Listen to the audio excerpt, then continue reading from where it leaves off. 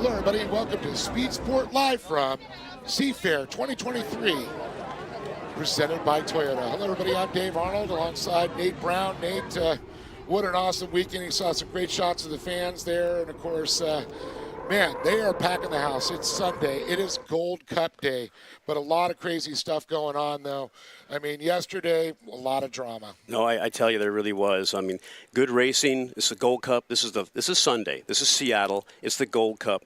Points are going to count for national, and you got to get points to get in the final. But there was some drama yesterday, and you know what happened during this one of the heats.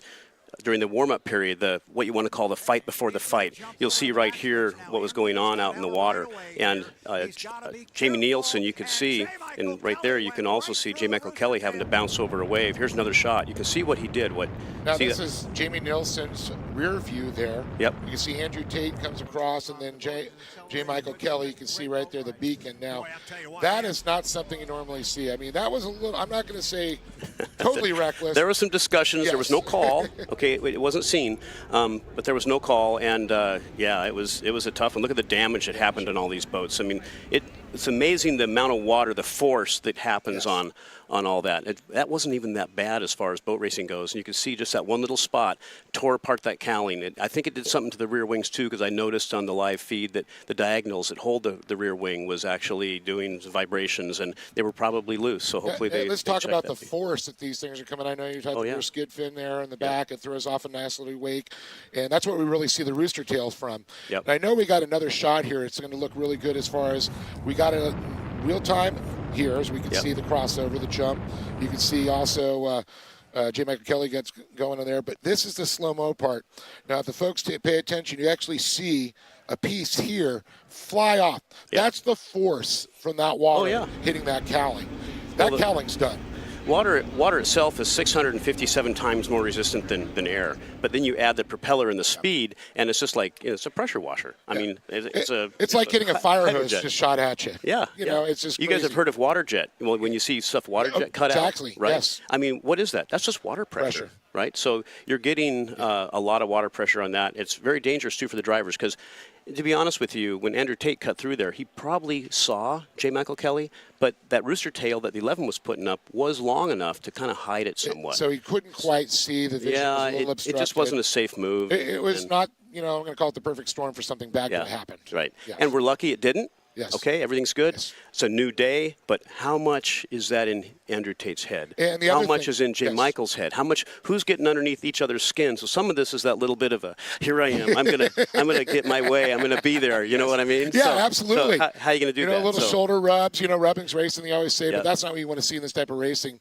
But there's a lot of other factors too. The officials are going to be taking a look at. They're going to keep a close eye on what's going on. That's one thing you got to keep. Yeah, so a lot of drama, last night rebuilding it.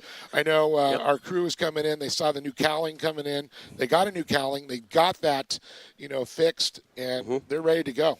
Yeah, and let's run down the field for the day. I mean, because there is still 2 more heats today. Yes. It's really important for these guys, not just for national high points, but also to be able to get into the final. Only 6 boats are going to be in the final, and there's no trailer boat. There's no last chance race. It's just you got to be the top 6 boats in points to be able to make it.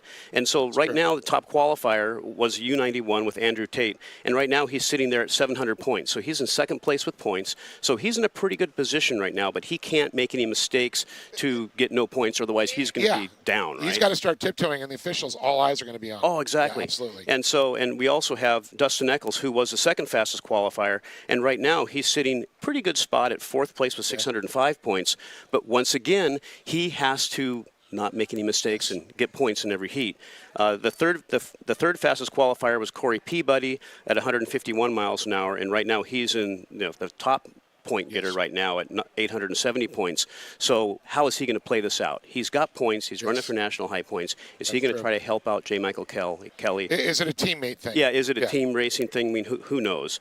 The same thing, I'm going to jump a little bit, but with,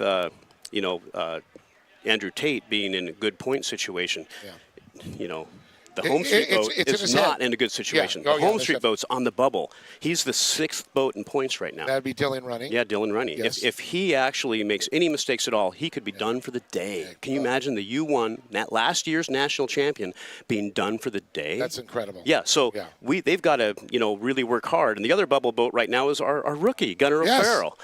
So he's doing awesome, and for him to be on that bubble is really good. And he's got to have a good start. Yes. He's got to have a good race. They're opposite, the U1 and the U60. What do they call that? The Beast Unleashed presents These sponsor names are way too long. But anyway, they've got to be able to race with him to try to beat him. But it's kind of good right now because Gunnar is still learning the boat and everything. And he's got the better heat, I think, in points to do. So we'll just kind of play it by ear and see what happens. Now, real quick, just talk about what went on in the pits last night. A lot of changes with other guys. What adjustments are they doing to get ready as we go into Heat 3, Heat 4, and, of course, the chase of the Gold Cup? Well, guaranteed their best bullet and their best propeller are sitting for the final. Okay. Now, some teams might have their best bullet in the boat because there's not a lot of time between things to get things going. So they're going to be maybe a little conservative in the heat race if they're up on points. Start in the outside, be conservative. But we'll see because those bubble boats, the ones that need the points, each one of these three, Heat 3 or Heat 4 is going to be like their final heat. Yes. They have to get the points. So it'll be really interesting. It'll be really fun this weekend to see, or like today, the Gold Cup, to see exactly what's going to happen. So tune in, tune on, and it's going to be awesome. Well, we got Heat 3A and 3B coming up shortly after that. Heat 4A and 4B, and, of course, the chase of the Gold Cup. We'll be able to bring a lot of this coverage going. Of course, the live coverage on the H1 Unlimited YouTube page, but also follow all of our social media on Speed Sport. And we are Speed Sport live from Seafair 2023, presented by Toyota. We'll be back.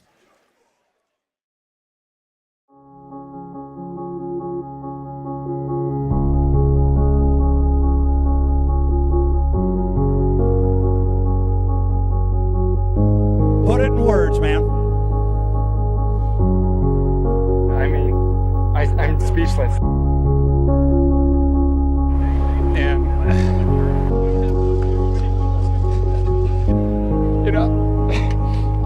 Smiling George, you did it again. Oh, man.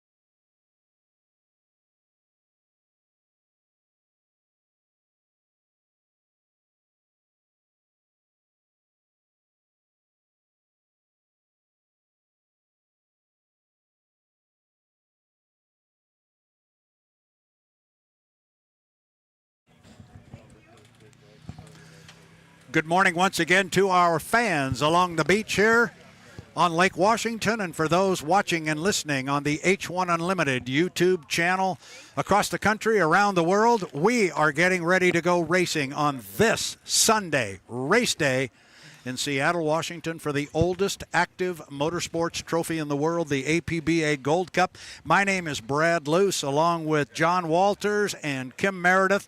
It's our job to bring you and keep you apprised of all that's going on the water. Mark Christopher, want to say thanks to him for all of his help keeping us up to date on what's going on up in the air. And John Walters, the headsets go on the teams, the headsets go on the spotters and so forth. You got yours on, I got mine. We're getting ready to go racing. We're ready to go racing, and I can't wait. This is going to be such an awesome day. We've got such a great group of competitors here, very closely matched.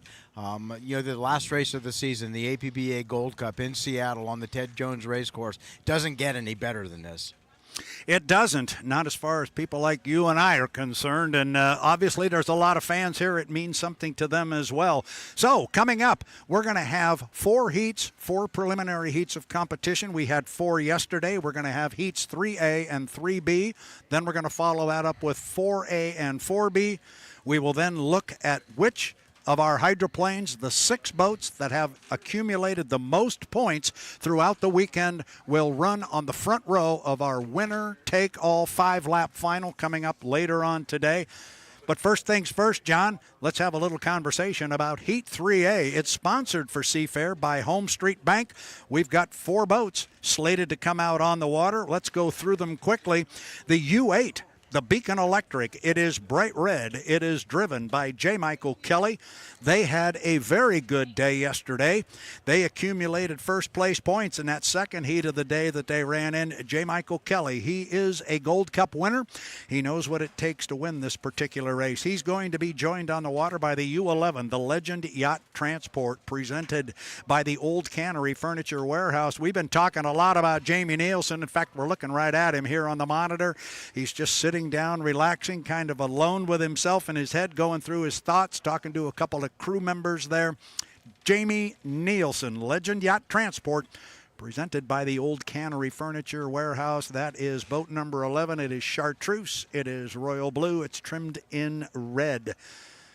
Also going to have another boat out here that you keep talking about having a lot of straightaway speed, and it does. That is the U40 with a brand new sponsor last week in the Tri-Cities. They've got them on board here again. The Flavor Pack people are on board the U40. It's driven by Dustin Eccles. It's owned by Kelly and Sharon Stockland out of Snohomish. You like this one because it's got a lot of straightaway speed. I'm going to let you chat about that in a minute. And then one of our rookies, Gunnar O'Farrell, is going to join this fleet in Heat 3A. He's driving the Beast Unleashed, presents Miss Thriftway. I talked with our chief referee this morning, Gunnar, because he is a qualifying driver per the rule book. That's the term they used, qualifying driver. He's done all his laps by himself. Yesterday he ran 2 heats of competition. He had to start behind the field by 5 seconds on the clock, and he had to start on the outside. Today he gets to move up to the front row. Still has to be on the outside, but he can at least be up on the front row. So we've got Kelly, Nielsen, Eccles, O'Farrell. Who do you like, John? Oh gosh, I like them all, and it's just really hard if I had to pick any one. I think the guys that have the most experience out there is JMK, J. Michael Kelly. I've congratulated J. Michael on so many levels. This guy is amazing. The only person that I know in history that's had 4 stock outboard national championships all in the same weekend. At the same time he did that, he was the world champion of unlimited hydroplanes. This guy, I've told him multiple times, you are the driver that I worked and dreamed my life to be. And I am so glad that I get to at least meet you and talk about you at times and watch you race. So everything he's in is fast. Everything he's in, he finds a way to win.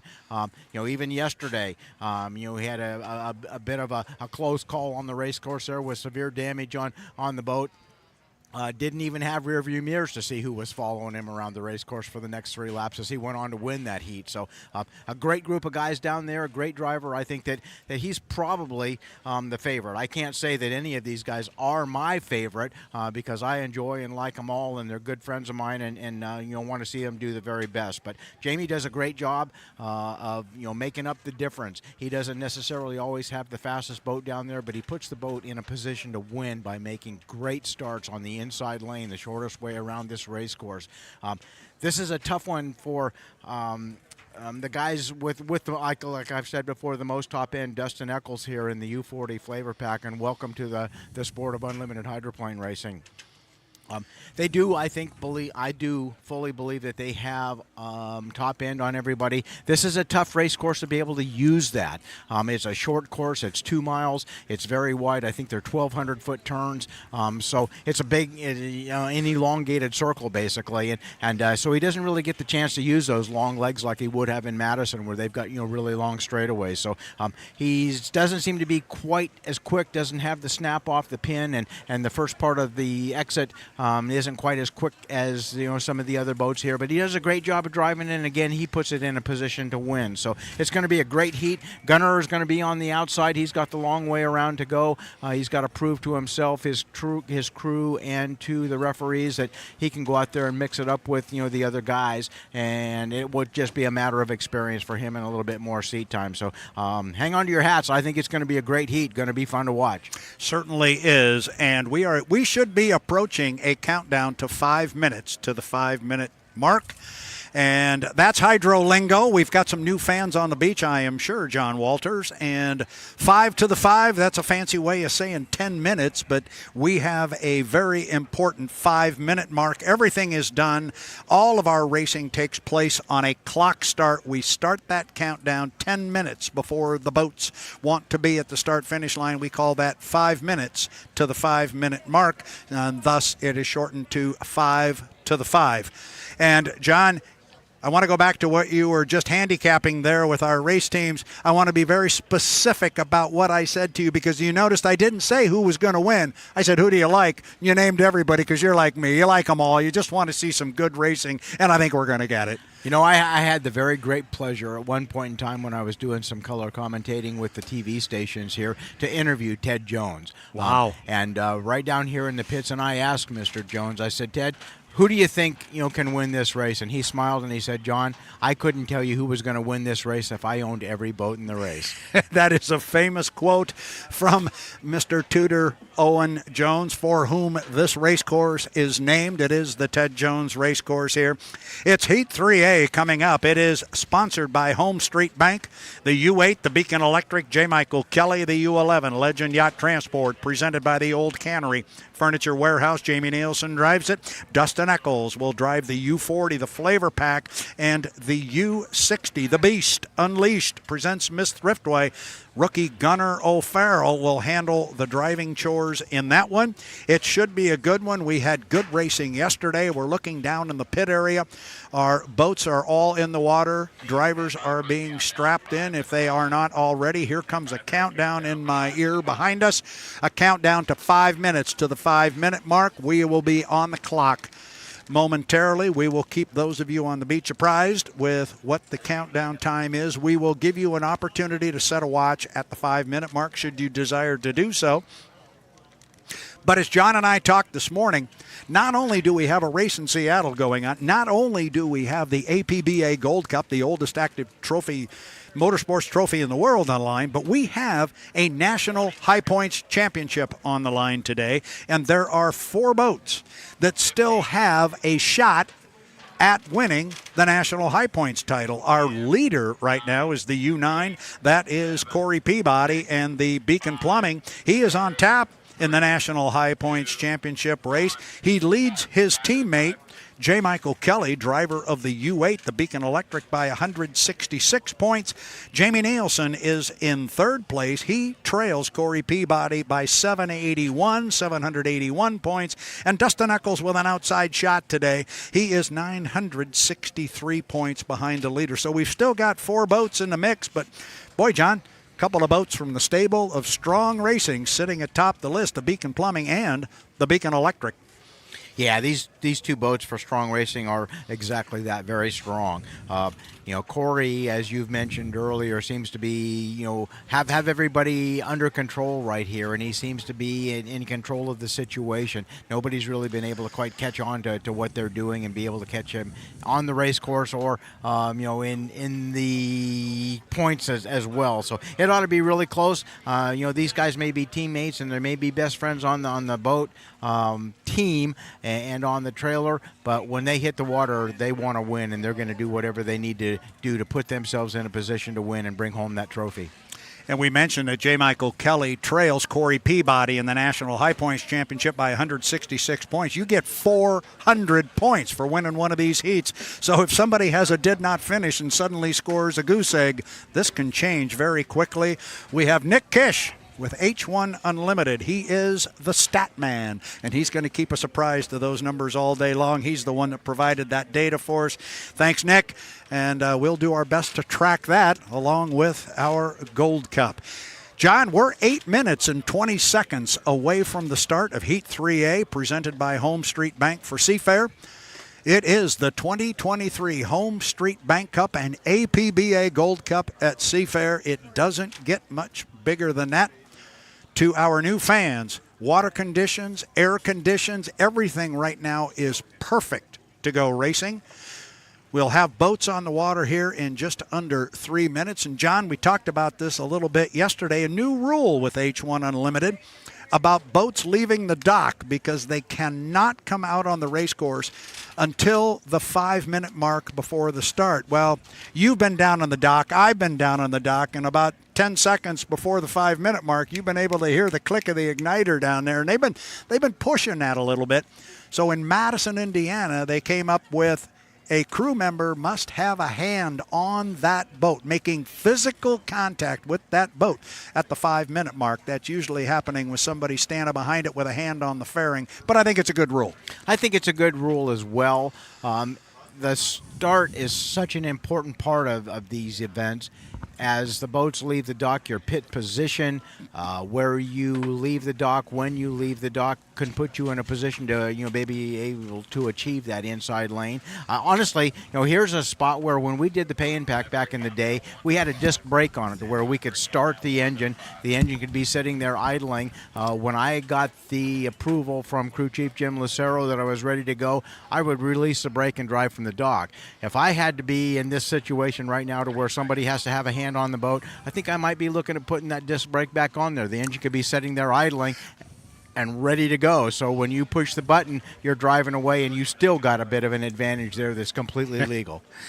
Well, and that's what you guys as race teams are supposed to do, right? The officials are supposed to write the rule book. You're supposed to find ways to push it. To make them work for you better. Absolutely. Yeah. And what was it your old pal Mr. Muncie used to say? That's what his job was, to go out and push the rule book and make them make a call on you. Yeah. You've got to find out where the line is. So we're inside 5 seconds to the 1 minute to the 5-minute mark. Again, I will give a countdown from about 7 or 8 seconds to the 5, and that's going to happen here in about 45 seconds. We will have a countdown. It is Heat 3A. It is sponsored by HomeStreet Bank, the U8 Beacon Electric, J. Michael Kelly, the U11 Legend Yacht Transport, driven by Jamie Nielsen, Dustin Eccles, and the U40 The Flavor Pack, and Gunnar O'Farrell. And the Beast Unleashed presents the Miss Thriftway. We are now 30 seconds. 30 seconds. Fans, if you want to start a stopwatch on the beach, I will give you a countdown to the 5-minute mark. 15 seconds.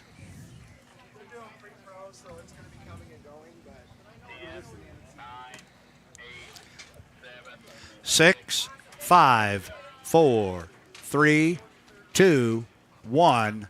Mark. 5 minutes. 5 minutes. Boats can come out on the race course. So we are ready to go boat racing here on Race Day Sunday at the HomeStreet Bank Cup and APBA Gold Cup at Seafair.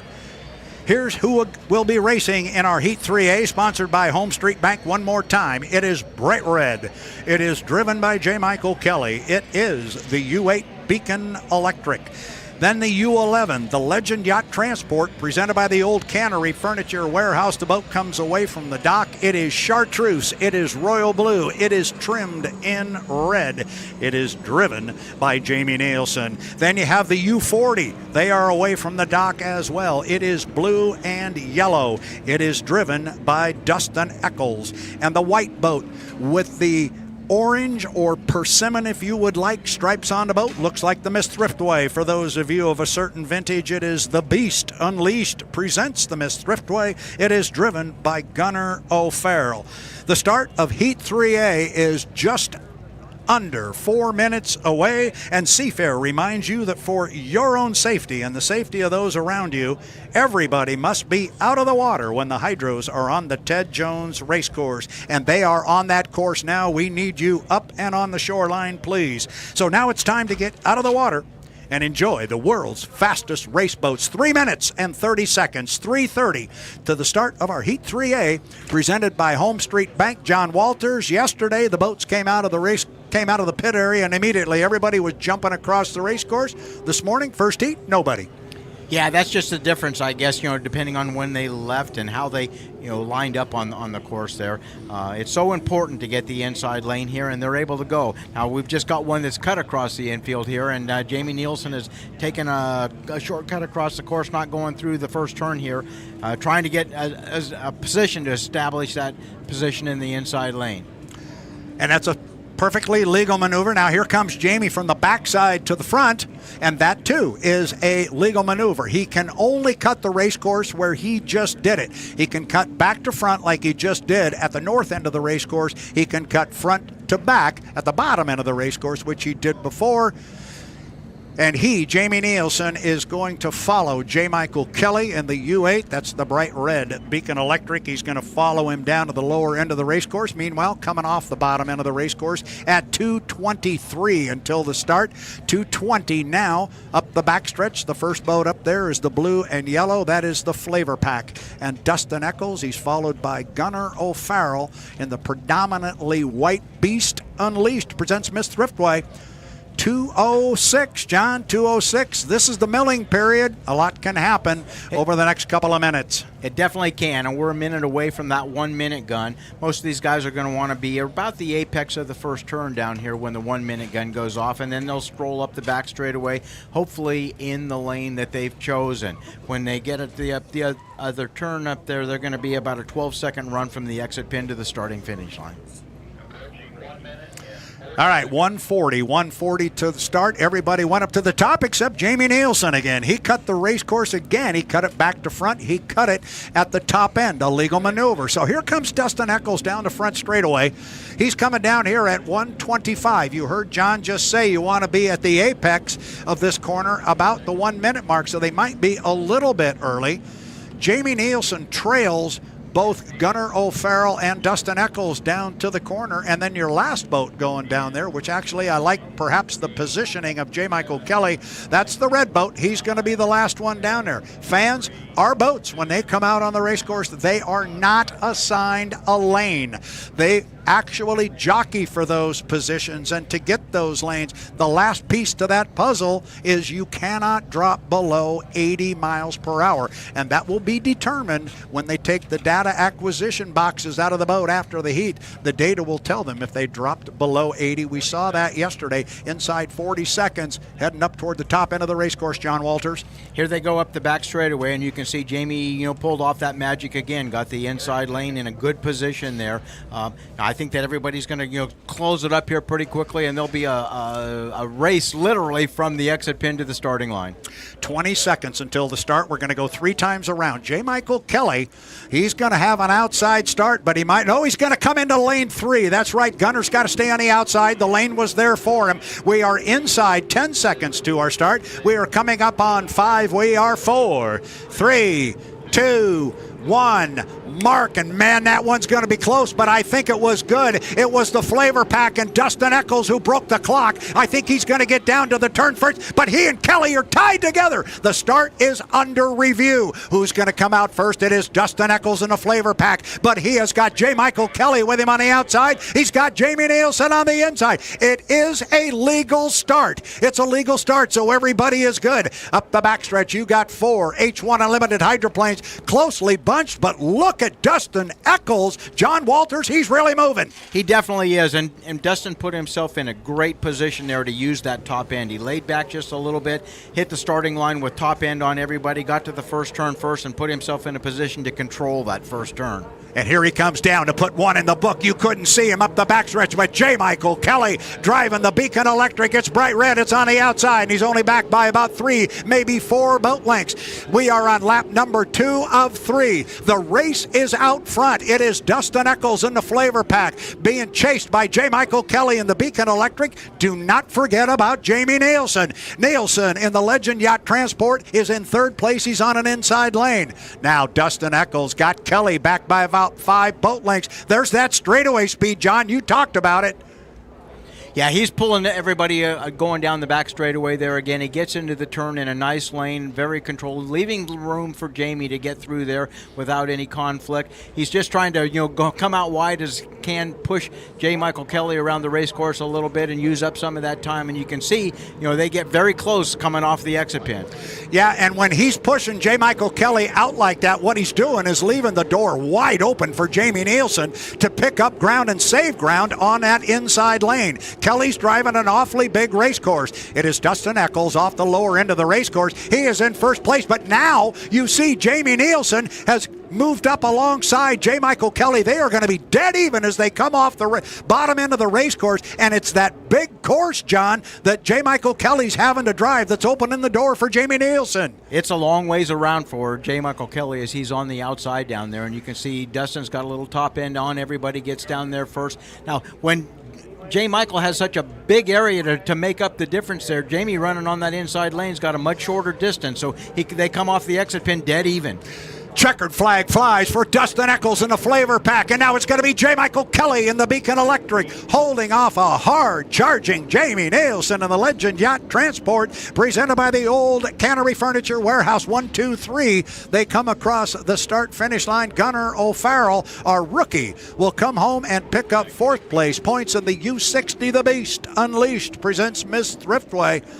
We promised some good side-by-side racing. We had it. And you've been talking about it all weekend. That 40's got some top end speed. He got it wound up that time, and he just slowly moved away from the field. Yeah, he absolutely did. Dustin did a great job of making a start there, and you could see when he went down the back straightaway, he was in a position to go a little wide and a little deep down there by the floating bridge. So when he turned around and started heading south, he had a head of steam on everybody. He probably had 10 miles an hour on the pack by the time they got to the start line there, and he just used that to his advantage, get to the first turn first, and whoever gets there first can control that. And his boat turns well, it does everything well, good top end. Great job, Dustin Eccles.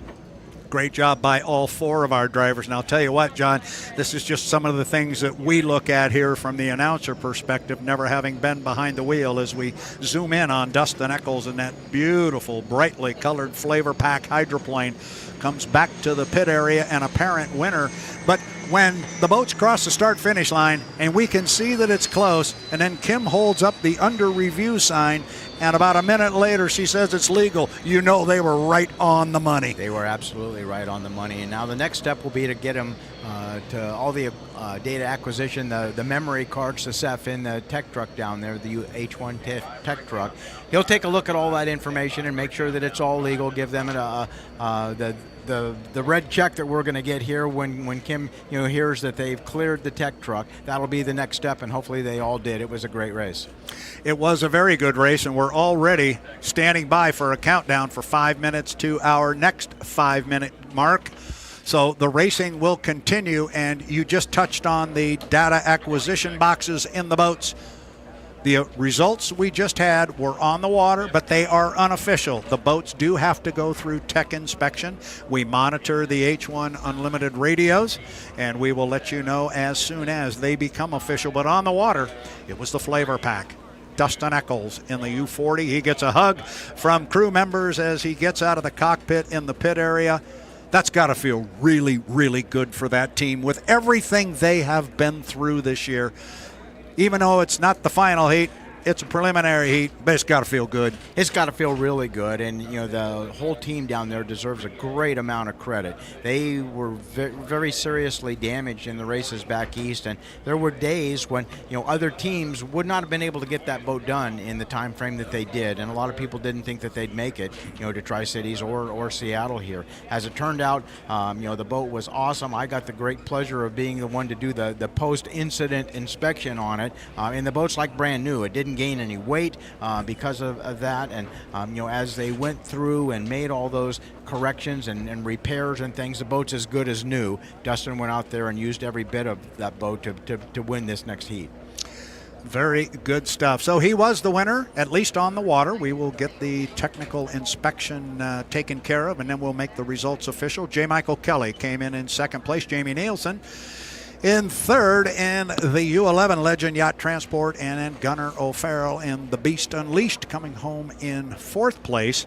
And it was interesting, John, on the monitor here, we were watching Dustin Eccles as he got out of the boat, and he's pitted right next to Jamie Nielsen of the U11, and you saw the two of them have a conversation, and I have to believe that conversation was something along the lines of Dustin wanting to make sure that he drove him really clean, and Jamie was probably thanking him. Yes. Thanks for giving me the room that you did. You drove me clean, and go out there and beat me. That's one thing. Just give me a shot, and he did. Yeah, Dustin's real good that way, and he's a racer at heart. He's got a daughter that races outboards, and he gets to go to those races as well. Actually took last year off so that he could support his daughter Finn in her racing efforts, and so it's really good to see the drivers have so much respect and everything for each other. Last weekend in Tri-Cities, Dustin had a very close call with a boat in the turns there, and some people thought he got a little too close. As it turns out, the driver in the other boat did not think it was too close, and when they came back and talked about it, he said, if I was racing you, I would have done the exact same thing. There you go. They got to give him 30 feet, so you give him 30 feet and a half an inch. All right, we are inside 5 minutes to the 5-minute mark for our Heat 3B. We will run down the field here momentarily, but they're in the water. John, we're 7 minutes and 20 seconds away from doing it again. Good scheduling here. I like it. It's really good scheduling, and that's been an issue in the past where we had so much time where things weren't going on here. And Seafair and other race sites have really started to work on that, and H1 has really started to work on that to try and condense our show to make it as exciting and go as smoothly and as quickly as possible. And you're seeing that today. I mean, we've got boats coming in the water at the same time that they're going back onto the trailer from the water. There's just nonstop action all day long, and that's wonderful. It really is. 6 minutes and 50 seconds. 6:50. Let's take a look at who's going to come out in our Heat 3B U1. The Miss HomeStreet are defending National High Points champion. It is driven by the rookie Dylan Runny. The boat is predominantly white, trimmed in powder blue. You will know it when it hits the water. Predominantly white is the Beacon Plumbing, the U9. It is driven by Corey Peabody. Going to be joined out there by the black and red Graham Trucking, the U12. Bobby King, the rookie, he handles that one, and he's been doing an outstanding job. And then we have the white, trimmed in gold and black, the U91, the Goodman Real Estate, driven by Andrew Tate. We are coming up on 1 minute to the 5-minute mark. 1 minute to the 5. I will give a countdown to you fans as we count down to the 5-minute mark. So if you've got a countdown watch with you, you want to set it for 5 minutes. I will give you a countdown to that spot. It's the HomeStreet, it's the Beacon Plumbing, the Graham Trucking, and the Goodman Real Estate, or as John Walters knows, I like to say, as Jeff Ayler knows I like to say, it's Runny, it's Peabody, King, and Tate coming at you here in Heat 3B. 5 minutes and 30 seconds. Get ready with your countdown clocks.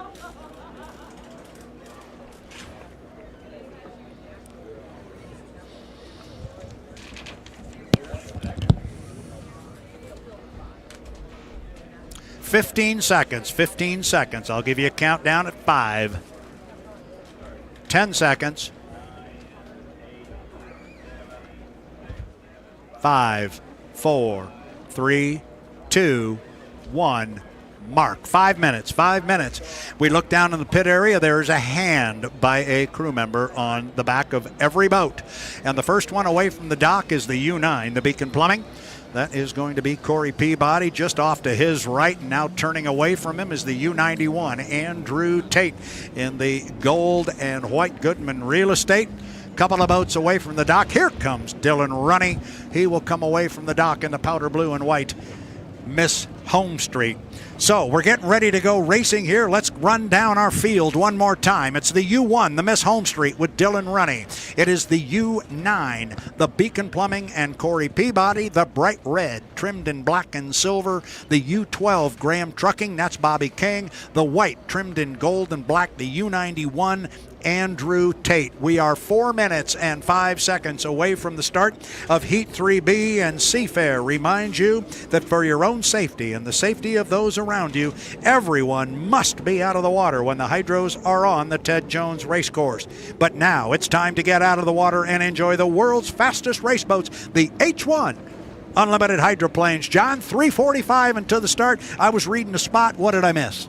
Well, I think that as they came down the back straightaway here, we saw kind of an instant replay of what we saw yesterday. Corey Peterson cut across the infield here just north of the start-finish line. Andrew followed him through there, and then Bobby followed him around there. So they're kind of pacing each other. They're kind of checking each other out here. What have you got? Where do you want to be? How are you going to do it? In the old days in the sport of boxing, when they had a fight that really wasn't much of a fight, they called it a boat race. We're going to borrow we're going to borrow a word from their sport. I think the only way somebody's going to win this is going to be a knockout. Now, well, that works for me. Now, watch this. Now, these are a couple of teammates here. Dylan Runny going to cut the race course, going to cut it right in front of Andrew Tate. Now, he came out.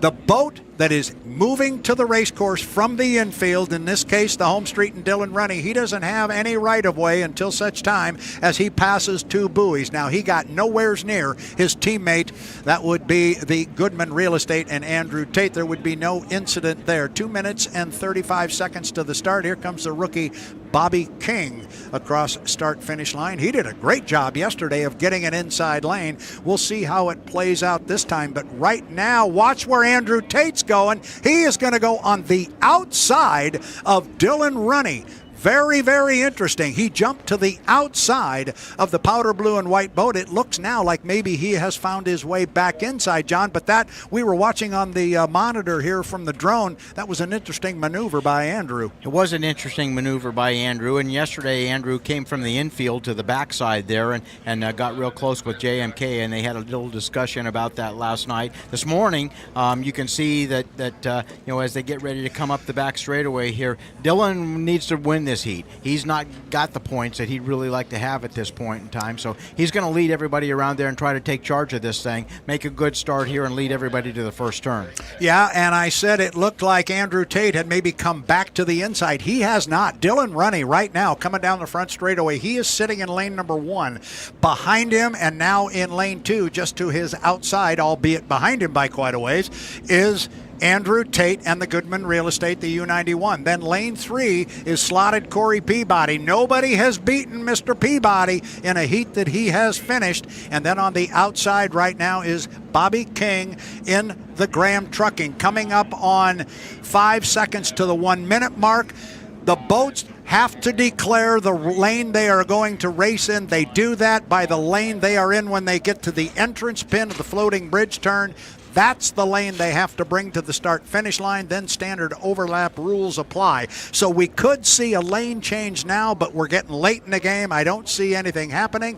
If Dylan Runny, who's way out in front, John, he's got to watch that 80-mile-an-hour rule. He does. That was a problem that he had yesterday, and he's kind of setting him up for the same sort of thing this time. I really think Corey's in the best position right here. He's back behind everybody. Dylan's trying to get up there to assure that he gets that inside lane, but yesterday when he did that, he was able to get up there in the inside lane, but he was a little bit early, and when he had to back off, the other guys came around with boat speed on him, led him to the first turn, and he ended up finishing back in the pack.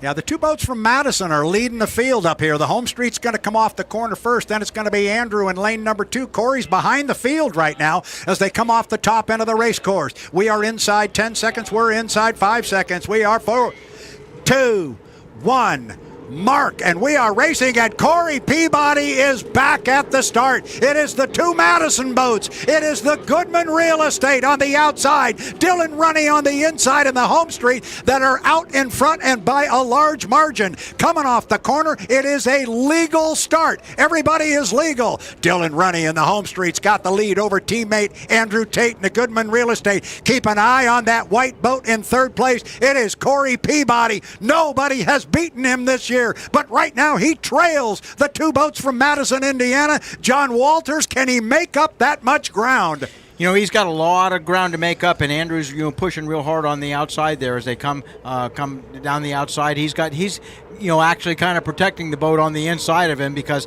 Corey's got to get around the first one first, which is going to be Andrew. So he's got a long ways to go. This is a big race course, big wide turns. It's tough to make up any ground here. Dylan's in the perfect spot right there on the inside lane. Good lead going into the first turn. The water's a little bit rough. You can see the kind of the sawtooth in the skid fin water there as it's hooking and unhooking as he comes off the exit pin and with the lead. And I mentioned those two boats are from Madison, Indiana, but do not expect Andrew Tate to just sit back there in second place. If he's got a shot at getting around Dylan Runny, trust me, he will take it. Andrew Tate is a racer, and he is closing on Dylan Runny at the top end of the race course. There's Runny, there's Tate, lane 1, lane 2. We're going to come down and put 2 in the book. They are going to be side by side. Andrew really hung the 91. He's got a lot of air underneath it. He had to pull his foot. We start lap number 3. It's a 2-boat length advantage for Dylan Runny at the bottom end of the race course.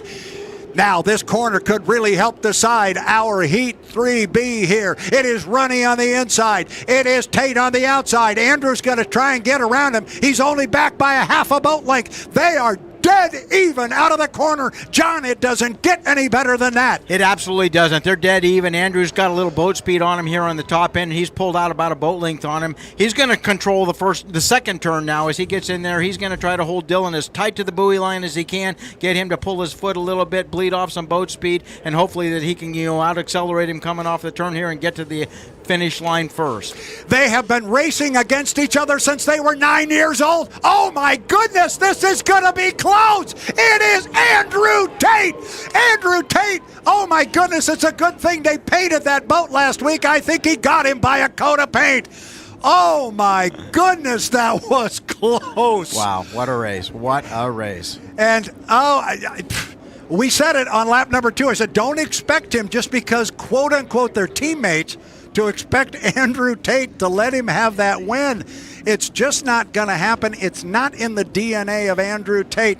And he was actually asked about that before the season started by the Myers brothers, who were standing just down from us, and he said, yeah, we're teammates. He said, but I don't like that word. He goes, Dylan wears powder blue, and I wear gold and white. And when we get on the water, I want to win. Holy cow, that was some kind of fun. And John, I can't say it anymore.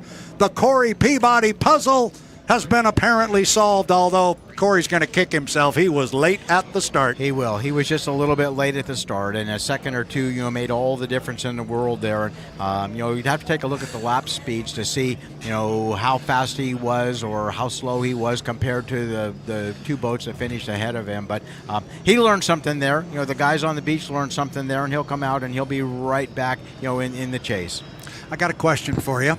Coming down on lap number 2, I think it was, or maybe it was the completion of 1, the start of 2, and Andrew kind of hung the 91 out here. He had a lot of air into the boat. How do you not pull your foot completely out of that thing?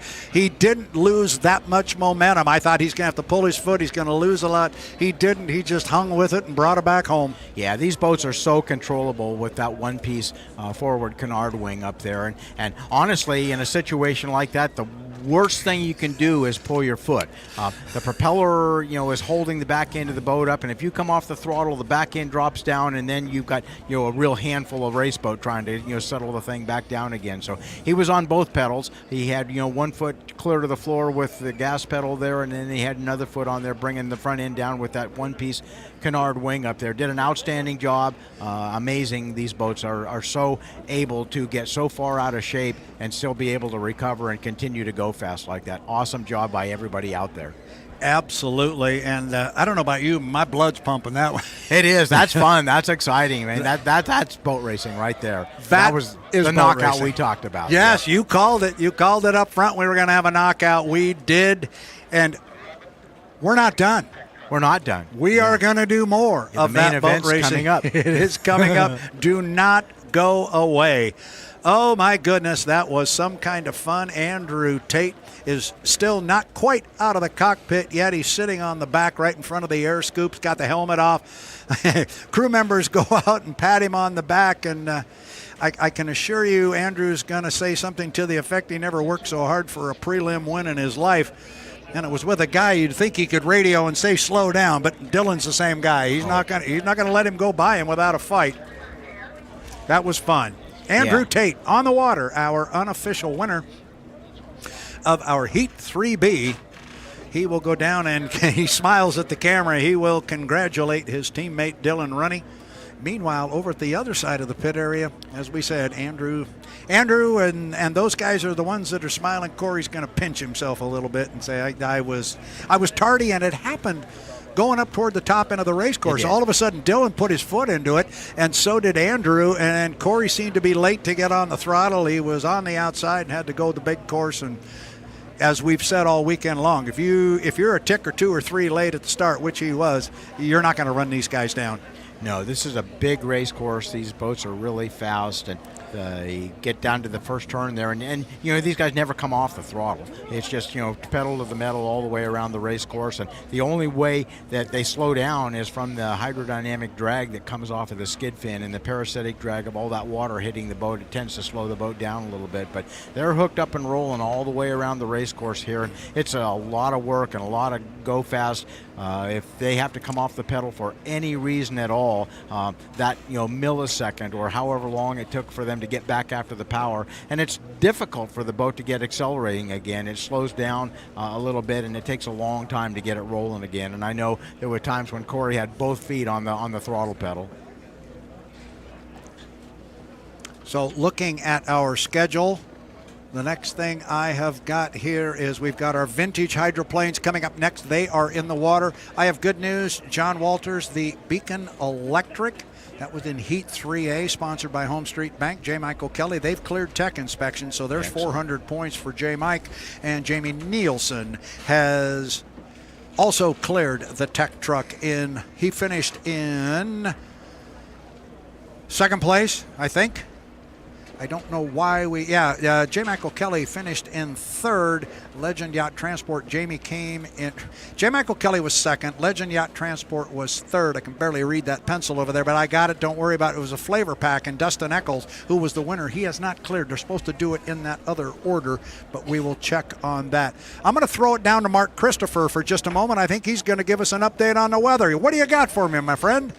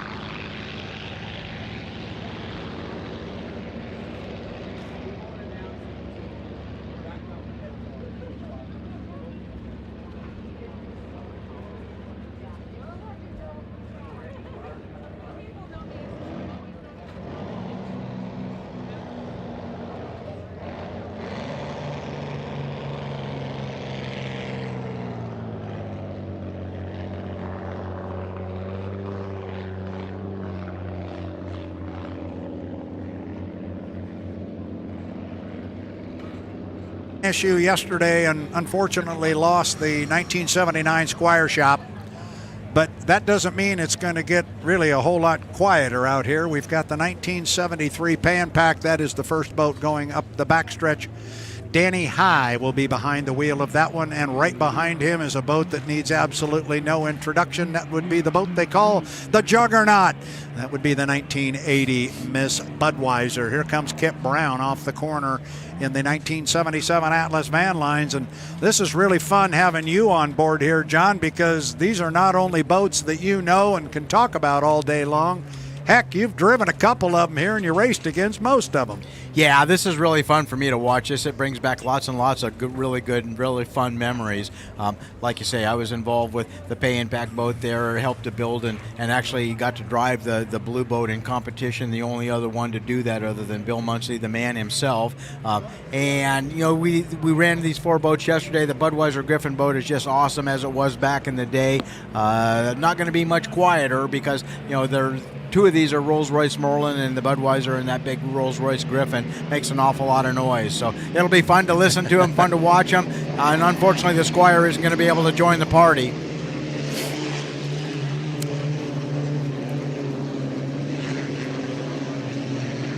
You know, back in the day when we were running these boats, you know, one of the biggest enemies of these engines is a situation called detonation. And what ends up happening there is that the air-fuel mixture can be a little bit lean, or the temperature is really high on the inlet temperature there, and it can cause it to detonate rather than to have a nice, smooth combustion cycle like it's supposed to do. When that happens, you get a rattle or a knock or a ping even, and it just tends to, you know, cause, it can crack pistons, and then yesterday it ended up, you know, causing them to fracture a rod, and they actually pitched a rod out of the thing. So Squire Shop will be on the trailer for this heat. Doesn't mean this is any less exciting here, as now I'm sitting here in my head, John. I'm trying to count how many Gold Cup victories have been claimed by just those 3 hulls out there on the water. It's a bunch of them, but it is just so good to see this. And for our fans that are new along the beach here and are new to unlimited hydroplane racing, we hope you liked the heat we showed you and showed you our heats this morning, side-by-side boat racing. This is what it looked like in the 70s and into the 80s, and this is what it sounded like.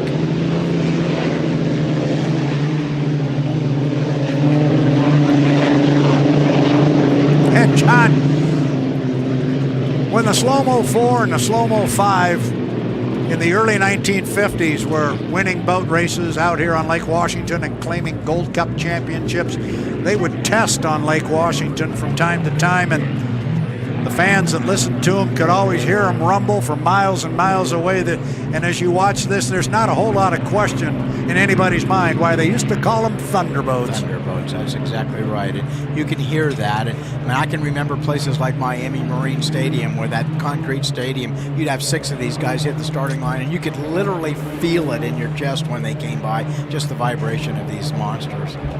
I never got to go to that stadium. I would have liked to have seen a boat race there once. It was an awful lot of fun. Top end of the race course. On the inside, the 1973 Pay and Pack. Those of you watching online saw the 1973 World's Championship race replayed this morning.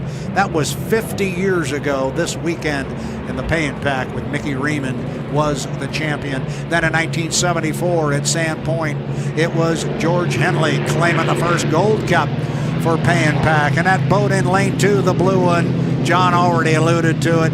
That is a boat that was nicknamed the Blue Blaster, and it was a moniker that stuck with it. John's good friend Bill Munsey spent so much time behind the wheel of that boat. When Bill Munsey and Munsey Racing Enterprises purchased the assets of the Pay and Pack racing team from Dave Herensberger, they inherited that hull, and it wasn't yet completed, correct, John? Yeah, it's correct. It was started as the next version of the Pay and Pack, which would have been a cab over, just as it is here, except it would have been white with the orange and black on it. When Dave Herensberger ended up the 75 season, he had won 3 consecutive national championships, and 2 of the 3 Gold Cups. Was on the way to winning the 3rd one when he broke a propeller there and didn't quite get that job done. But at that point, he thought he had done everything he needed to do in boat racing, and maybe it was just time to take a hiatus from boat racing and just do some horse racing and some other things. And after Bill Munsey got it, winning a couple of national championships and different things, one day David said, if I would have kept that boat, I could have had another 25 wins. I could have had 50-some wins at this point in time, and I think I'd like to do it again. And he said, David being very leading edge with everything. He's one of the few guys. He ran Allison boats. He ran Chryslers. He ran Rolls-Royce Merlin. He didn't, and then he wanted to do something different. When he decided to come back, he thought the gas turbine was going to be the way to go, and that reminds me of a funny story that Dave Stiefeld, who was a crew chief for Bill Munsey, may they both rest in peace. Dave Stiefeld one day at a trophy presentation said, these boats are so unique and they sound so different. He said, when you hear that sweet hum of that Rolls-Royce Merlin going to the first turn, you know that Bill Munsey got there first. When you hear that little higher pitch but deeper throated, Rolls-Royce Griffin, that Dean Chenoweth got there. When you didn't hear anything, you followed John Walters to the first turn. And you were talking yesterday because you were driving the hairdryer, as a lot of people call it. You were driving that first real turbine hydroplane in competition against those boats, and you were telling me yesterday, oh, you could hear that Griffin coming. You could hear it. You probably feel it. You absolutely could. And it was a real advantage, in the boat paying back because it was so quiet. I mean, I could literally hear the water coming off the skid fin, going into the turns there. And when we'd get ready to go here, the starts were just as important in those days as they are here. When you'd come off the exit pin and you'd start down towards the starting line, you could hear when the guys got after the throttle in those boats. I could tell, when the Griffin was spooling up, I could tell when it was a Rolls-Royce Merlin coming after me. So It was a lot of times you didn't have to. My mirrors were my ears in those days. The mirrors were the ears. Oh, golly. All right, so let's look at our schedule as David Williams and Kip Brown come off the top end of the race course here. They will head back to the pit area. And for those of you who haven't seen the vintage boats run all weekend, as John and I have, every time, John, they come off that corner for the last time, it's these 2 boats. They both give it a squirt, and they run kind of hard to the line. A little bit of competitive juices there, but it's always fun. So that last run is always a good one. It's loud and proud. Kip Brown, our 2013 APBA Gold Cup champion. He knows what it feels like to win this event. He did it back on the Detroit River, bringing that beautiful blue blaster. That's just got to really take you back, John. You drove that boat. It does, absolutely. And I would love the opportunity to be able to go for another couple of laps in that thing at some point in time and go out there and play with the boys. And again, it would be fun. I think we ought to make that happen, and I have no authority to do that, but I think we ought to make that happen. Get you up to Mahogany and Merlot and throw that boat in the waters. That big Griffin rumbles its way back toward the Stansares Memorial Pit area. We were talking earlier about Heat 3A. I'm going back to our first H1 heat. And we had mentioned that our second place and third place boats had both cleared tech inspection, the Beacon Electric and J. Michael Kelly, and our third place finisher, the Legend Yacht Transport, Jamie Nielsen. Our winner of that heat, the Flavor Pack, Dustin Eccles, they also have cleared. We had that before the Rumble Boys went out on the water, so we had that, wanted to pass it along. Those are complete. We will check and make sure we have everything cleared as far as tech inspection for Heat 3B as well. But they could disqualify all the boats in Heat 3B. It's not going to take away how much fun that was to watch. It absolutely was fun, and I was really hoping as they were headed back to the dock that Seth wouldn't find any issues with any of them, and they'd all clear the tech truck there, because it would be a real shame to see such a wonderful heat like that in close competition and a great job of driving and to have it taken away from a technicality. So looking at our schedule, we're supposed to have our U.S. Army Golden Knights coming out at 11:55, which is just about now, but I'm being told that is not going to happen. We have had, John, our draw for Heat 4A and 4B. That will be our last set of preliminary heats for our boats to earn points and get into the final. I've got the draw here for Heat 4A. We'll run that one down very quickly here. In Heat 4A, Beacon Plumbing. That's Corey Peabody's ride, the white one. That's the U9. Corey Peabody had I'm sure for him, a disappointing third place finish. And I'm talking and I'm thinking at the same time because Corey Peabody went into that heat with a lead in our national high points, and he scored 225 points. J. Michael Kelly got a third and scored 300 points. I forget how many points he was behind. We've got that piece 166, of paper. Yeah, there it is right here. 166, and with that 75 points. Yeah. He cut 75 points out of that 166, so it's under 100 now. And again, just like it was with Andrew Tate and Dylan Runny, when it comes time for the National High Points Championship, they may be teammates, but trust me, they are going to race each other very, very hard. So Heat 4A is going to feature Corey Peabody in the Beacon Plumbing. It's going to feature Jamie Nielsen in the U11 Legend Yacht Transport, presented by the Old Cannery Furniture Warehouse. He's going to be joined by rookie Bobby King in the U12, the Graham Trucking. Oh, and for good measure, let's throw in Andrew Tate in the U91, the Goodman Real Estate. So it's going to be Peabody, Nilsson, King, Tate, the 911, 12, and the 91. And I'm about to say, man, that's a good draw. That's going to be a good one for the fans. It's impossible to split these 8 boats in such a way you're not going to have a fun draw with a lot of competition. That's correct. I mean, these boats are so fast and so well prepared. Every draw is like the final heat, and you mentioned how competitive these guys are with themselves and each other. Same sort of thing there. These drivers wish their teammates the very best success. They hope they finish a very close second. That's exactly what it is. I'll hope to wave at you in the rear view mirror. Seafair would like to thank the Freedom Boat Club. The Freedom Boat Club, live boating and live lifestyle. Live the boating lifestyle.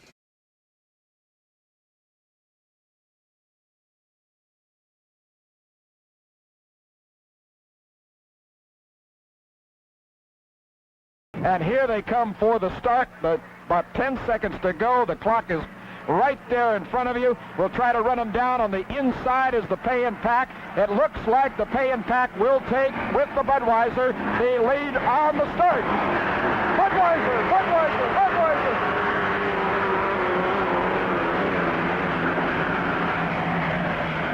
Budweiser on the inside, slamming into the south turn. On his hip, the Pay and Pack, and on the outside is the Atlas Van Lines. And then they string out from there for the Red Man and the Pizza Pete and the Greenfield. So going into the south turn, you see the Budweiser on the inside and Mr. Riemann on the outside in the Pay and Pack. The Pay and Pack has taken the lead now with the Budweiser on the inside. But here's where the Budweiser generally accelerates. We'll see if that new engine has it. Budweiser got caught up in his wake just a little bit, but he's moving on it.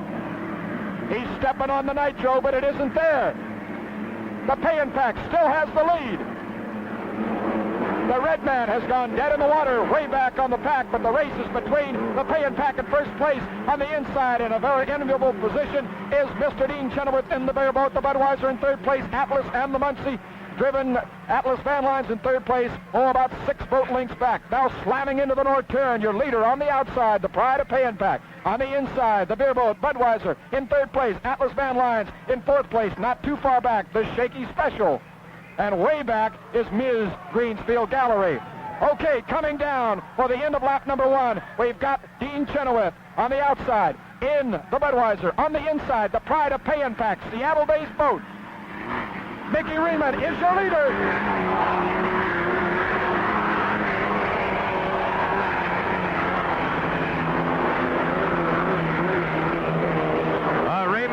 We see the Atlas Van Lines in third place going across the line, and take a look at these boats coming through the south corner. Mickey Riemann shut the door on Dean Chenoweth in that north turn and came across on him, got the inside lane away from Dean.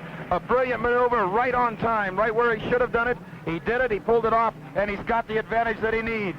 So Dave Hernsberger, the owner, and Jim Lucero, the crew chief, have nothing but to cross their fingers now, because it's all up to that boat, the Pride of Payenpak, which had the same position in the Gold Cup 2 weeks ago, and then a very unfortunate incident occurred.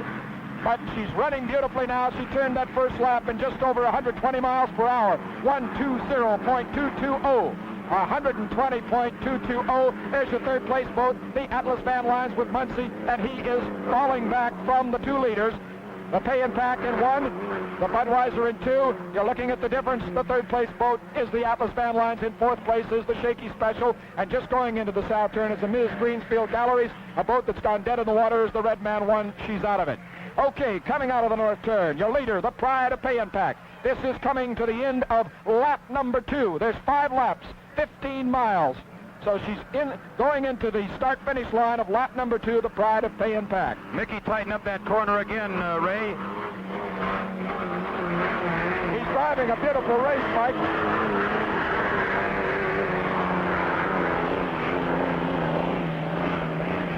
Mickey Riemann tighten up that corner one more time and shut off the Budweisers a bit for him one more time. The Budweiser had the lead at the start line on the inside, but then Mickey Riemann ducked inside early on the first lap and took the lead and has held it ever since. So the pack is your first 2-lap leader, and this is the 3rd lap. They're almost to the halfway point in this race in just about 2 buoys. Riemann getting a good ride in the Pride of Payenpak up the back chute. He gets just a little bit loose at the midway point. The Budweiser still steadily keeping the pressure up on Mickey Riemann, and of course Mickey was in that position 2 weeks ago in Pasco, and his boat did not finish. The Budweiser did, and Muncie was 2nd place. Okay, your official time, he's still churning at over 120 miles per hour, right on the nose, in fact, for lap number 2, 120 miles per hour for the Pride of Payenpak. That's your official time as she slams out of the north turn and comes for the straightaway for the end of lap number 3. Your leader, the Pride of Payenpak, Mickey Riemann, the driver, Jim Lucero, the crew chief, Turn Hernsberger is your owner. Okay, there's the difference between the first and the 2nd place boat, which, Mike, I would say is considerable. Well, yes, it is, but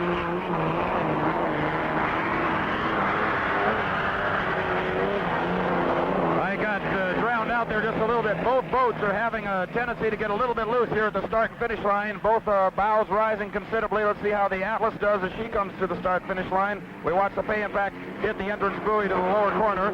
Budweiser right on his tail. That's the camera in the south turn. There you go, a hilltop shot of the difference between your 1st and 2nd place boat. Your first rooster tail is that of that boat right there, the Pride of Payenpak. 2nd place boat is the beer wagon, the Budweiser. There she is. And both boats are running beautifully so far. This is lap number 4.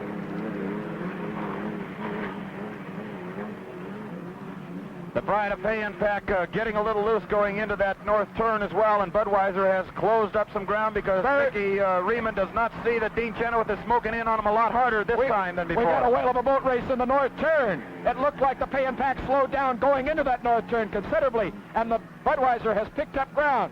Here they come out of the north turn, down for the stretch for the end of lap number 4. A boat that's completely out of it, Ms. Greenfield, is taken to the outside to give these 2 boats that are going 1-2 a lot of room. Still in your lead is the Pride of Payenpak, and the Budweiser swung wide on that turn for some reason.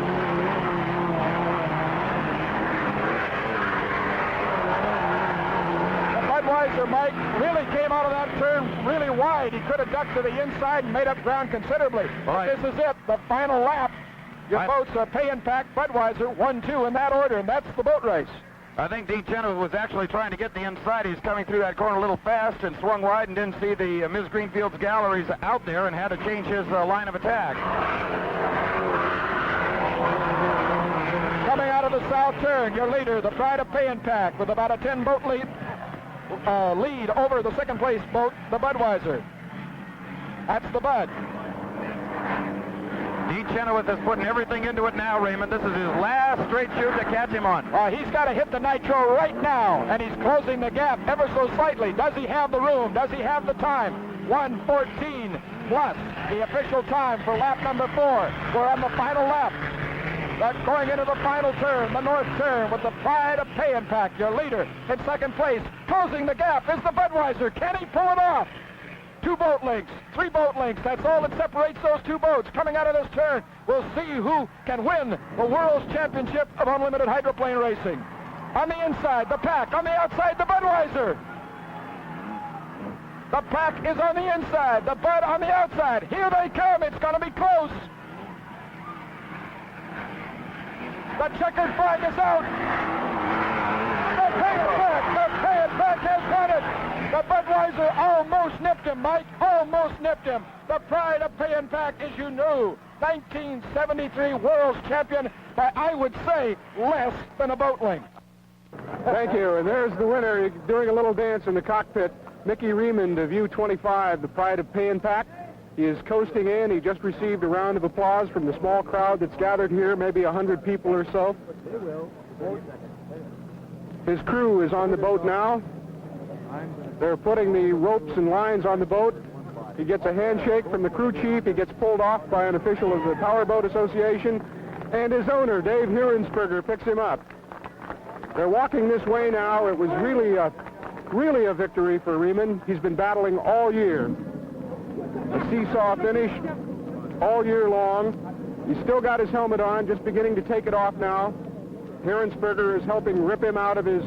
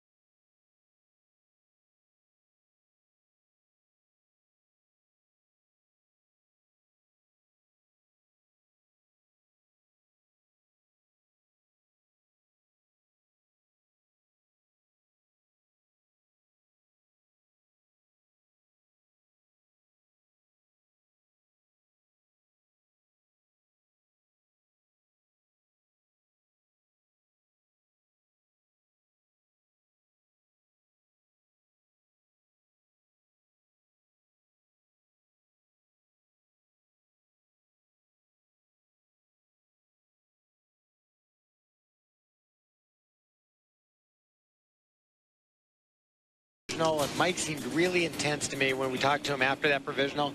I think he can do it if maybe everybody else is a little late at the start and he hits it on the button. And again, it's worth reminding folks that whereas it used to be the provisional winner would start how many boat lengths back? Like 5 boat lengths behind. Almost impossible to win from that or even score from that position. Now you can actually win being up on the front line. It's all even Steven right now. Yep. Chip, I don't like the news that they loosened the Trend West. That didn't set well with me. What about you? Well, it's Terry Troxel. I mean, like J.W. Myers, he's not a boat racer. I mean, he's just a racer. He's just down and dirty, and, you know, giving a racer the choice of, you want to be conservative or should we loosen it up and go for it? Terry Troxel is going to go for it. Chip was talking about it's not so much the wind speed, but when it gusts and what direction it comes from. Right now, it's fairly calm, at least in our position. Let's take a look at the weather conditions out on the course here. Stan Sayers pits, 71 degrees. The wind speed still around 13 miles an hour, but gusting just a bit. And now with the score-up procedures, as we're going to watch from Chopper 7. Chip, I want you and Mike to take us through what do these drivers got to do to hit this start and what lanes are they looking for? Okay, if everybody's seen Top Gun at about 2 minutes and about 20 seconds, you're going to want the guy that you want to be inside of. You want him in front of you. So when he starts to turn to get the inside lane, you can dive underneath of him. Right now, you're looking for the boats that you know you have to be inside of. Right now, it looks like Nate Brown's doing a great job getting the inside, but Dave Bilwalk is right behind him, ready to pull up inside of him. He's not going to do it right now. Nate has got the inside as they come up the front chute. Dave is right there behind him, trying to see if he can find a way to get inside there. Now, what Dave could do is to hang a left real hard, cut across the race course, and establish the inside lane on the far side. But it doesn't look like he's going to do it. It looks like Nate is going to have the inside, but how big a price did he pay for it? Is he going to have to get up there too early and not have boat speed at the start? The other situation is that it seems like the psyching process for the Lumar has not run. Somebody cut across, Mike. Mike Weber did cut across. What we think that Dave Bilwalk might do, Mike Weber did it, and now he established the inside. Dave now looks like he's in lane 3, so the Budweiser's been pushed out to lane 3 unless things change. But now with well over a minute to go, these guys still... They're early. See, Mike got the inside, but he got it too early, so he had to... Now he's turned around. Now he's in big trouble because the lanes he wanted are filled. Now Nate's too early. He's pulled off. Dave Bilwalk is off plane, but you can only stay off plane for 5 seconds. 1, 2, 3, 4, 5. He's right on the cusp there, but it looks like Dave Bilwalk did a great job. He's got the inside, but maybe he's too early. And before we go racing, Mike, I just want to remind everybody at home that there are some folks watching on the beach right now who have a chance. There they are. They could win $1 million depending on what boat wins this General Motors Cup at Seafair Championship. So, folks, good luck to you. Good luck to the drivers. Mike, we're getting set for some great 5-lap racing. And everybody arrived pretty early, as Chip mentioned, way down on power. But this is what they do. Their timing starts during qualifying for. They got to determine whether they can get from virtually off plane to as much power as possible. And that's exactly what Dave Bilwalk is thinking about. Bilwalk's comes in around great the corner. shape. He's got a great start shaping up on the inside lanes for 5, 4, 3, 2, 1. We're going to have a legal start. He didn't get up there. Dave's in trouble. Dave's going to have a legal start, but Dave did not come into the starting picture as fast as he thought he should. Trent West did.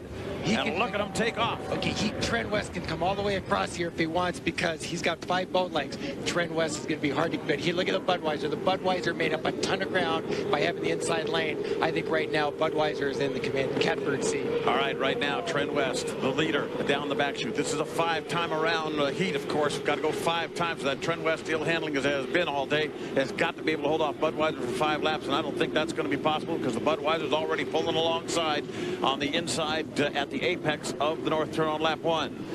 And it looks like the Elam is about to go dead in the water in that corner. Something happened to Nate Brown, and he's out of it. Dave did a great job. He was late at the start, but he got the inside. The other guys thought they had it. They were in there too early, had to take off. That left Dave the inside, and I don't think anybody can beat Dave Bilwalk and the Budweiser from the outside. Trent West in second place across the line. Grand Central Casino third. It's the Oh Boy Oberto fourth. The Elam is back under power again and trying to catch up, and for some reason the Lumar doesn't appear to be even competitive in this one, running dead last at the present time. Down the back chute. Dave Villwock is stretching out his lead. As you can see, he has the inside advantage. He's got everything just the way he would want it. To overtake him right now, the Trend West would have to have almost a superhuman effort, and the boat is not quite up to that kind of an effort at this point. Right now, this is the worst case scenario for anybody but Dave Villwock. You've got the fastest boat, you've got the best prepared boat, you had the inside lane. I tell you what, you just don't beat Dave Villwock from the outside. And he is pulling away on his lead. Came across the line that time at a speed of 143.3 miles an hour. The Trend West is now being challenged by both the Grand Central and the Oh Boy Alberta. The Oh Boy Alberta is riding some bad slop, and here comes Mike Weber on the outside, coming up in the Grand Central Casino as he overtakes the Oh Boy Alberta down into the lower corner. He leaves in the lane, gets around him just fine, and he's going to come back after the Trend West at this point. This is your real race right now for third and for fourth, but Trend West may not possibly be out of trouble. Terry Troxel might find these fellas in his mirror real fast. Budweiser continues to lead without any difficulty. The Budweiser is way out front, and should everything run well for Dave the rest of the way, and of course he listens for the Gremlins at this point, he's going to run away with this General Motors Cup and Seafair. But we're hearing some compressor stall in the Bud as it comes across the start finish line to end that lap. Here's the Trend West now, having pulled a little bit forward. It appears that Troxel realized that he was going to get challenged a little bit, but Mike Weber still trying to put the pressure on him. Mike, there is some question now about the Trend West perhaps getting across the start line before the flag, before the gun. It looked like it was awfully close, yeah. And I can't say he did or he didn't at this point. My guess would be he jumped the gun, but that's only because the flag folks have been pretty fast out there, and they've been so far so right. So actually the real race might be for second place behind the Trend West. We'll keep an eye on that contest. That's right. It may be indeed for second place, and that second place battle, or third and fourth as the case may be, is still a dandy between the Oh Boy Alberta on the lower part of your screen and the Grand Central Casino up on top, but they've got a boat between them to deal with, and it looks like Steve David is going to ride in that slop just a little bit and try to come out on the inside of that wake. No, now he's going to slide back into the wake, trying to get the softest water possible. Meanwhile, Bud way out in front. And the Trend West physically second place on the race course. Question mark as to whether it's a legal starter. The two boats that we really thought were going to be the biggest threat to the Budweiser, last and second to last, and I'm afraid that Mark Evans now is actually going down, dead in the water. It appears that the Lumar has expired right at the start-finish line. The real question is what happened to Nate Brown? He was actually in pretty good position on his start, but when he got up into that north turn on the first lap, he got into a tremendous amount of water, practically put the fire out. Well, I think two things happened. Dave Villwock did a great job getting the inside, and I think, although I can't see it very well from my ankle, I think he had a tremendous first corner. Checkered flag is out for Dave Villwock, and the Miss Budweiser wins the General Motors Cup. The battle for second is a battle that includes both the rule book as well as the physical position on the race course. But right now, across comes the Trend West with a white flag. Checkered flag goes to the Grand Central Casino in second place, and to the Oh Boy Alberta third, and to the Elam Plus fourth place. And it looks like Mark Evans has gotten some power back in the Lumar, and he's going to be able to finish. Well, Dave did it all. I mean, he got the inside. What did we say going into the final? The two boats that we thought could win, they had to be on the inside of Dave. Absolutely, and they weren't. And they had to be, ahead of him quite a ways at the start line. They didn't do that. But you pegged it. Dave knew that that's what they had to do to beat him, and he just didn't let him do it. And guys, I don't mean to take any steam away at all from the Budweiser team, but everybody expected them to win. But is it a surprise? The provisional winner, the Grand Central, comes up unofficially with a second place finish here after fighting all day and fighting through the provisional. By allowing him to start up on the front line, it allows him to place in the points here and make a great showing for his team. Absolutely fabulous finish for those guys, and they worked very, very hard for it.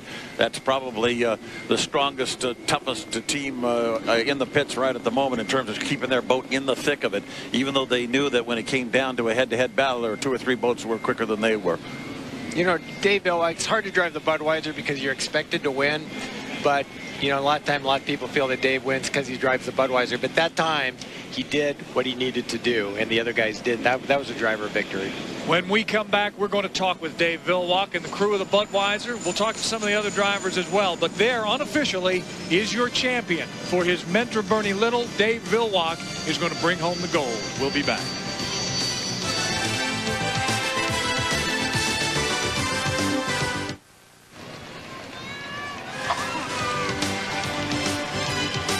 The cheers are going up on the beach for the big red boat. The U1 Miss Budweiser, and it's not number one for nothing. They come back and win a couple of first places in heats today, but more importantly, they take home the General Motors Cup, the championship of Seafair hydroplane racing. Big hugs on the beach right now as Budweiser pilot Dave Villwock chats with our Bill Rocky. All right, Dave, what a great start. That was one of your best. This Seafair is for my mom, you know, and in memory of Bernie and my mom, you know, this will be her last Seafair, so that's an emotional win for me, unlike any other here. So we've lost a lot of good friends over the last couple of years, and we know my mom's, you know, this will probably be the last one, so this is a great win for me.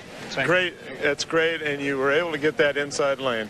Yeah, some other guys were fighting way too early, and I managed to be in the right place right at the last second. I didn't have but a half a second. And congratulations, Dave. Hey, good job. thanks. You bet your buddy. Good job, buddy. Thank you. Good job. Good race. Thanks, Jim. Appreciate it. So, I mean, Bud guys gave me everything I needed. I had to get an inside lane to win, as you saw from when I was on the outside. I couldn't pass him. And boat ride was perfect. Motor was perfect. And, you know, it was a great day for, like I say, this is another win for Joe. You know, here at home, this is big for us. And like I say, Mom, hope you like that one. There you go. And Joe, Bernie loved to win here, didn't he? Oh, yes, he did. And I can guarantee you he's watching us right now, and there's no question that Dave was probably talking to him just like I was when he was out before the start. So this is fantastic. All right, congratulations to both of you. Great win for the Budweiser today, Steve. Bill Rocky, thanks very much. Congratulations to Dave Villwock, to Joe Little, to the Budweiser team, and to all the teams that raced out here for the General Motors Cup at Seafair today. Back in a moment to wrap things up on a great Sunday.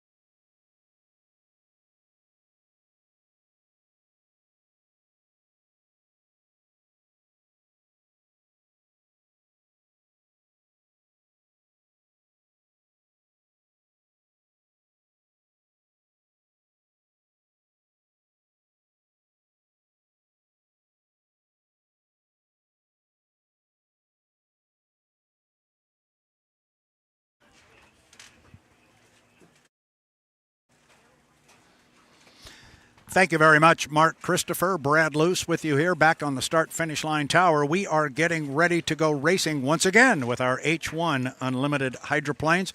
Quickly, I want to take a moment and run down the draw for our heats 4A and 4B. Coming up here in our heat 4A, it's going to feature the U9, the Beacon Plumbing. The boat is driven by Corey Peabody. Corey finished third in our earlier heat today, but Corey Peabody will be out in 4A, the Beacon Plumbing, the U9. He's going to be joined by the Legend Yacht Transport, presented by the Old Cannery Furniture Warehouse, be driven by Jamie Nielsen. Bobby King will join the fray in the U12, the Graham Trucking, and Andrew Tate in the Goodman Real Estate, driving the U91. So it'll be Corey Peabody, Jamie Nielsen, Bobby King, and Andrew Tate coming in our heat 4A. In 4B, we'll have the U1, the Miss HomeStreet with Dylan Runney. Going to be joined by the U8 Beacon Electric, J. Michael Kelly. The Flavor Pack, the U40 with Dustin Eccles and Gunnar O'Farrell in the U60. The Beast Unleashed presents Miss Thriftway. So a couple of good heats coming up here very shortly. We are scheduled to go with Heat 4A at 12:40. On my clock, it is 12:25. So boats are going into the water now, and we're going to be racing here before we know it. But an interesting development that we have been talking about all weekend, and we need to bring you up to date with it right now. In the background of this particular race is also the H1 Unlimited National High Point Standings.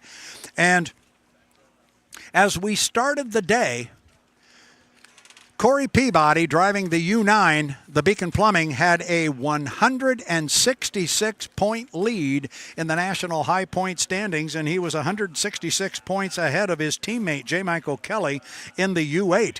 But in our first section of heats this morning, J. Michael Kelly picked up 300 points in his heat, while Corey Peabody finished third, which was 225 points. So that has narrowed the margin. The 166-point lead between the two teammates has now shrunk to 91 points. Corey Peabody is still our leader with 4,575 points. Second place and hot on his heels is J. Michael Kelly in the U8, the Beacon Electric, with 4,484.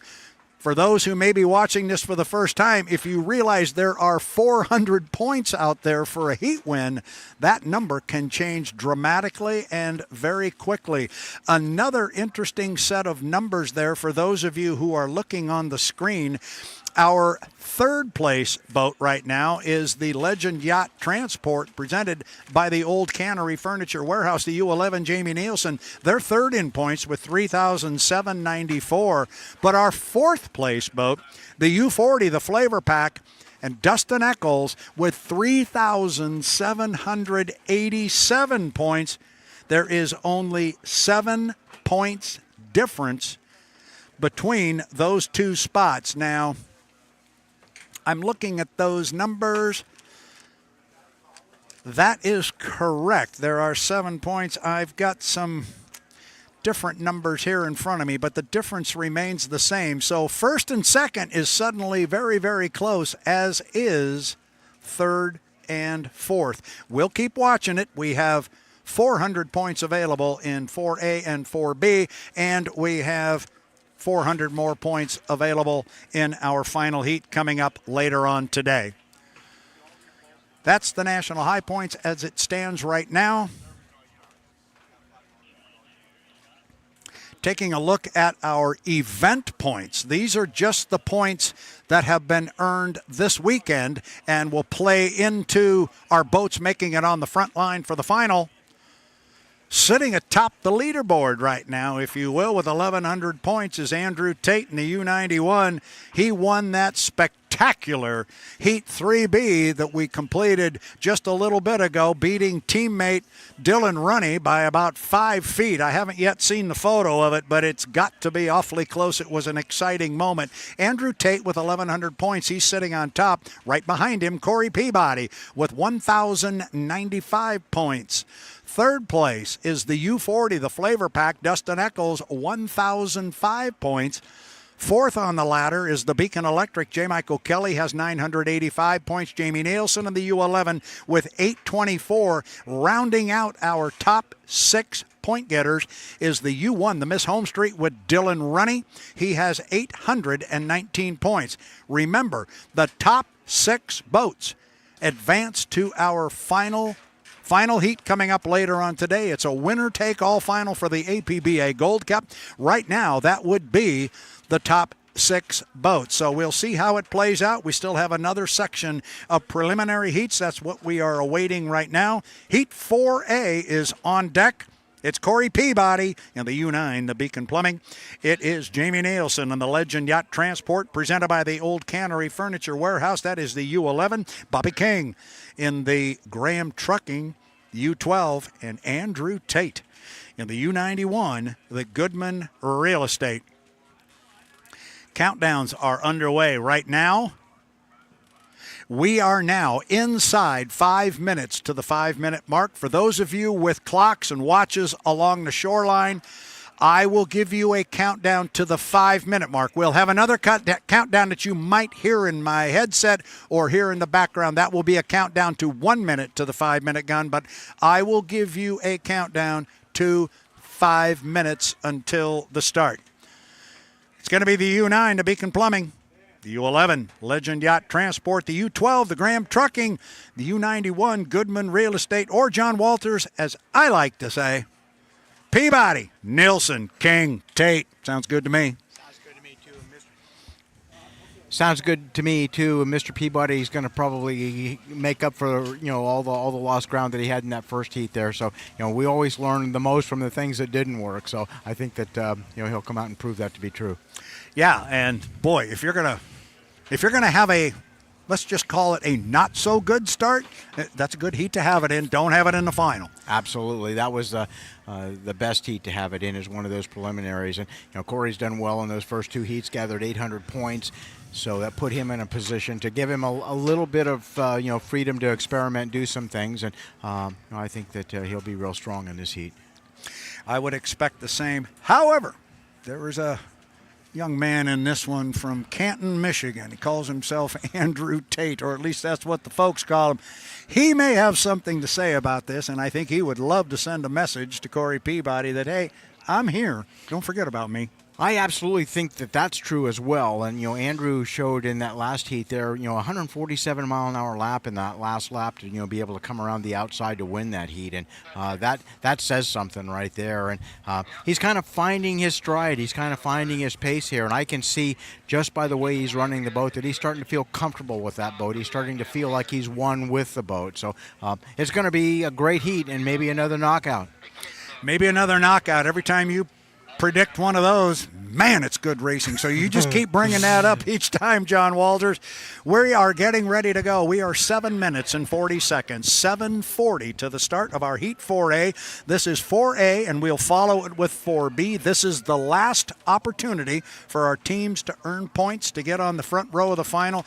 It looks pretty well set and determined at this point, but anything can happen. And we could have a change in the top 6, but we'll see how it plays out. The one boat that could sneak in there with a good finish, coupled with maybe somebody else's unfortunate event here, is Bobby King in the U12. And he's just kicking himself on that 80-mile-an-hour rule yesterday, because that cost him 300 big points. Yeah, those are one of those lessons you learn the hard way, but it's also one of those lessons that Bobby King will never forget. So, you don't expect to see that very often. And it's hard, when, guys that have driven these boats a lot of times and have a lot of experience with it still get caught in that situation where, they have to slow down or jump the gun and have to make the decision, which is the lesser of two evils here. Coming up on 40 seconds to 1 to the 5. Now down to 30 seconds to 1 to the 5. So we're getting very close. I will give the countdown to 5 minutes. Not this one. This is a countdown to 6 minutes. But either way, we're getting close. We see the radio corral down in the pit area. That's where there are radio personnel there in direct contact with the boats on the water in the event that they need to be made aware of a certain situation.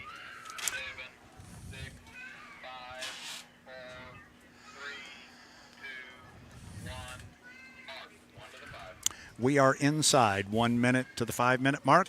1, 2, 3, 4 boats in the water. They are ready to go. We've actually got more than 4 boats in the water because the cranes down there in Stanceres Memorial Park are in the process of picking and placing our boats for Heat 4B. Coming up on 30 seconds to the 5. 30 seconds to the 5.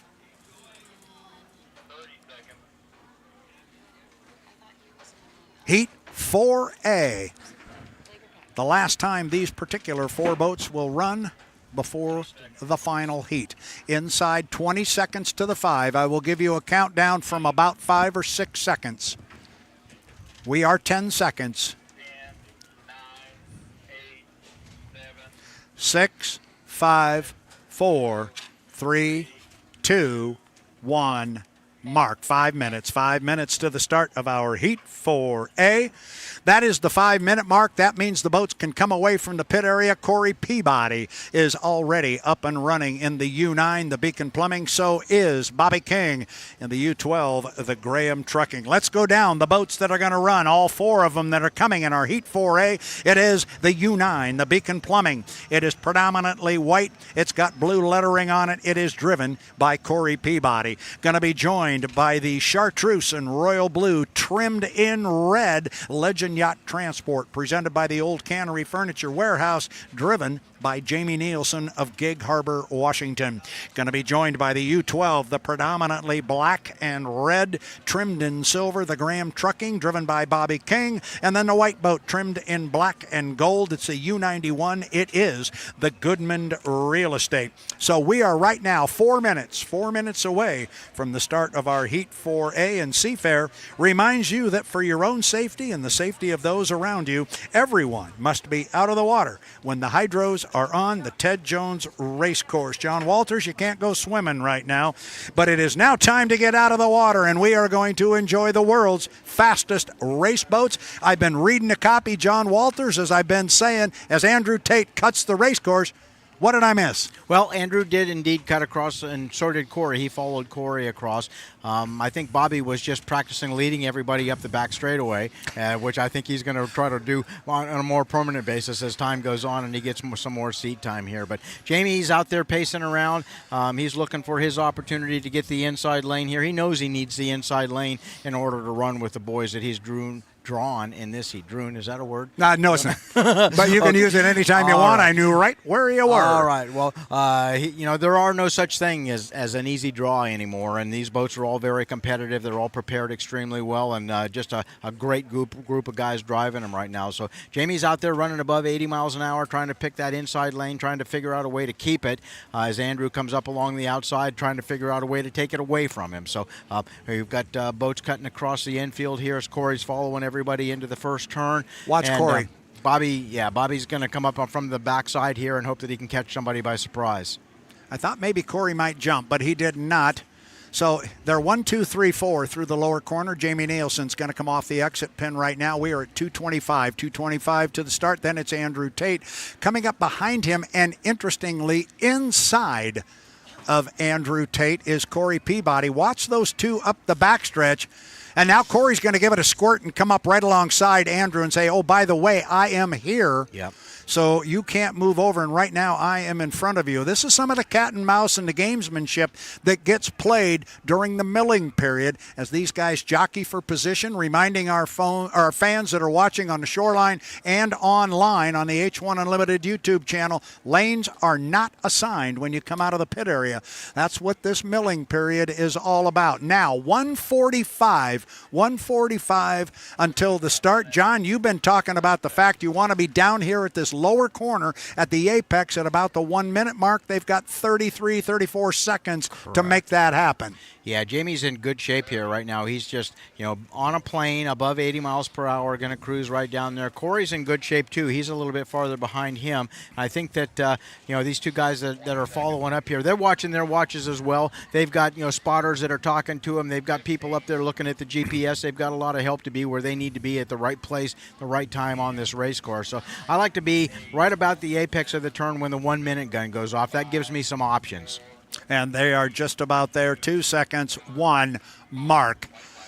White flag on the race course. That means we are inside 1 minute. Now, coming off the bottom end of the race course, Jamie Nielsen in the U11. Legend Yacht Transport's going to sit in lane number 1. Corey Peabody behind him. He is going to be in 2. Then it's going to be Andrew Tate and the Goodman Real Estate in 3. On the outside, going to be Bobby King in the U12, the Graham Trucking. Inside 40 seconds. 40 seconds to the start. John, take him up to the top end of the race course. Well, I like lane 2 right here. That gives you the most options in and out, and Andrew's already proven he can drive around guys on the outside. As they start to accelerate up to the floating bridge there, Corey's in good shape, and he's going a little slower because he's got a shorter distance to go. Jamie's still holding down that inside lane as they come around, and Bobby King coming up hard on the outside. So they come off this turn here. They're going to want to be about 12 seconds from the starting line, and they get off to the power right now, and the guys on the radio are telling them, go, go, go, it's green. Bobby's on the outside. He's just a little bit ahead. He had to back off just a bit there, and everybody else is pushing really hard. So we may have a gun jumper here. We're going to have to take a look at that, and it's going to be under review, I'm sure. Yeah, I think Bobby King may have got along across that line a little bit too early. The start is under review, but we'll call them the way they are on the water. And right now, the way they are is Jamie Nielsen is going to come out of that corner first. Nielsen is out first, but there is Tate on the outside. There's Corey in between them. 1, 2, 3. You've got a good boat race up the back chute. And now Andrew Tate, Corey Peabody begin to separate themselves a little bit from third place, and that being Jamie Nielsen in the U11. Top end of the race course. It is Tate on the outside. It is Corey on the inside. Off the exit pin, side by side, gonna come down and put one in the book. Yes, Bobby King in the 12 did jump the gun, but our leaders are legal, and it's Peabody by 2.5 boat lengths on Tate as they cross the line at the completion of lap number 1, but Andrew is not gonna go away. Down to the lower end of the race course on the second of 3 times around. What do we got coming off the corner? Corey Peabody, but Andrew right there with him. Ooh, this is as good as it gets. Here we go again, John Walters, and Andrew Tate is really showing me something on the outside as he's hanging with Corey, John. Yeah, he absolutely is, and actually Andrew's in control right here. He's got, just a little bit of a lead. When he gets down there, he's going to be able to determine the lane that that Corey's able to run in because he won't let him drift outside. Now, Corey's got a great lane, and he's inside there, and he's moving out from the buoy line a little bit to give himself some room. But these guys are after each other, and they're going hard, side by side. Coming down to put 2 in the book with 1 to go. And if you could pick a leader, you're better than I am. Down to the low, and Tate is really flying the boat. Picked up the right side sponson, but he got it back down in the water before they got to the turn. That's what he's got to do. Corey on the inside. Where is Andrew? Where is he? He's right there with him. He's back about a boat length and a half. See if Andrew Tate can make one last run up the backstretch at Corey Peabody. Peabody, our national high points leader. Andrew Tate, our top qualifier. These are tall, and there goes Andrew. Andrew is pulled up alongside and taking the lead at the top end. Got a boat length. This is going to decide it. Going to try and hold him in tight. He does. Everybody hang on. Here we go.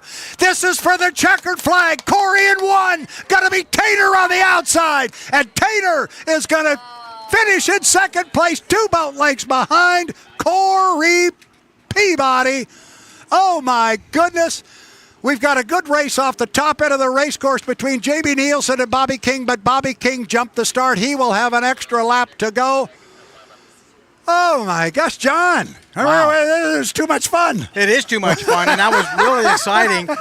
As they came down this front straightaway, there's very little wind right now on Lake Washington, but what wind there is was right in their face when they were coming down, and you could see that Andrew was flying that boat, trying to get every ounce of speed out of it that he could get, and he got it pretty high several times, scary high, honestly, and I'm glad that he was able to lay it back down, and the boat was running really well on the outside lane there. He had farther to go. It'll be interesting to take a look at the lap times. I wouldn't be at all surprised to find out that what Andrew had faster lap times but had more distance.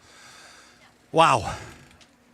I'm glad you were talking. I was catching my breath. I was about to flag somebody over to give you some CPR here, so I can't do this by myself. We got to just keep this rolling. Ladies and gentlemen, if you are new to unlimited hydroplane racing and that didn't get your blood pumping, maybe there's another event going on this weekend that you need to go to because that's as good as it gets. That absolutely is as good as it gets in H1 Unlimited Racing. I promise the fans good, close, side-by-side, deck-to-deck racing. They're making you and I look really, really smart, John. They are. And the other thing that they're doing is they're making this look easy. And I want to tell you from the driver's point of view, from a crew chief's point of view, it absolutely is not easy. What you saw out there is incredible. The fact that those two boats could go that hard with each other, that fast, with each other, completely in control, at times maybe on the edge of being completely in control or even in control at all. But that was amazing, absolutely amazing. And these drivers, these boats are so good, they make it look easy, and I promise you it is not. I really thought coming off the lower end of the race course on lap number 3, all of a sudden there was a couple of boat lengths between Corey and Andrew had dropped back, and I really thought that was probably going to be it. I thought that was going to be the end of it, and Corey would hold on. And by the time they got up to the floating bridge, Andrew had caught him and was a length ahead, and oh my goodness.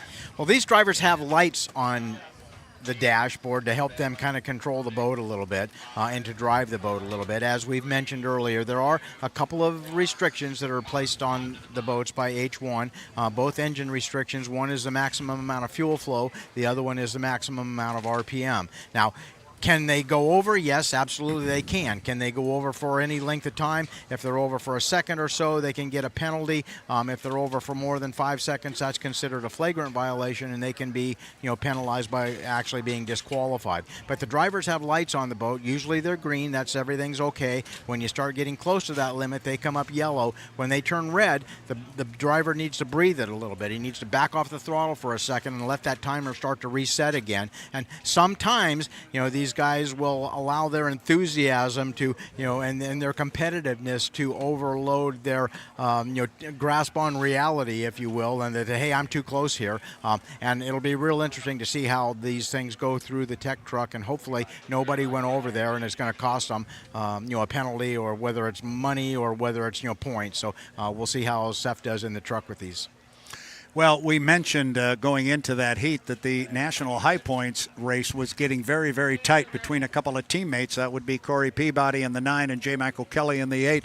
That's a big win for Corey Peabody. If it stands up, again, these are unofficial results. Those are results that are good on the water, but the boats have to go through tech inspection.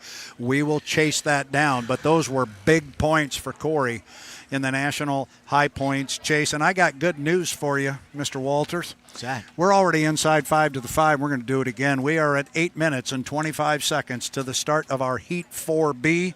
That's just how fast Seafair and H1 Unlimited want to bring the action to you. I'm ready to go again, and I just hope they just keep refueling them and rerunning them. I can do this all day. Well, there's an old saying that goes, time flies when you're having fun, and boy, it's flying by right now, and we are having fun. This is a great day on Lake Washington here, as we've got friends and competitors that are racing for the APBA Gold Cup. To be the Gold Cup champion is something really remarkable and very special, and something that every boat driver wants to have on their resume, is that not only did I compete in the Gold Cup, I managed to win it, and I've been very fortunate in my racing career, as a crew chief and a engine builder, boat builder, that sort of thing, that we've been lucky enough to hold that thing several times. So I'm so proud of these guys for working so hard and doing what they need to do. There's so much heritage and history here, and I'm just glad that we're continuing to, make improvements, make progress with our sport, and being able to share it with one of the cities that made it famous, Seattle. Kind of rolled it all together in a very good comment there, Mr. Walter. 7 minutes and 15 seconds to the start. Seafair, I'd like to take this opportunity to thank the folks at HomeStreet Bank. HomeStreet Bank is your local community bank offering high-touch, personal service to families and local businesses. Stop into a branch next week to visit with a friendly banker and find out why there's no place like HomeStreet. We're about 50 seconds to 6 minutes until our start. It is Heat 4B. It is the HomeStreet Bank Cup and APBA Gold Cup on the Ted Jones Racecourse on Lake Washington for H1 Unlimited hydroplanes. The Boeing Air Show coming up later, but right now the show is on the water, and man, has it been a show. It has been as good as we have seen all year with some of this deck-to-deck racing. And in H1 Unlimited racing, that's what it's all about. It's all about getting boats out on the course, getting them together, hooking them up together. And with the best drivers in the fastest race boats in the world, and it just doesn't get any better.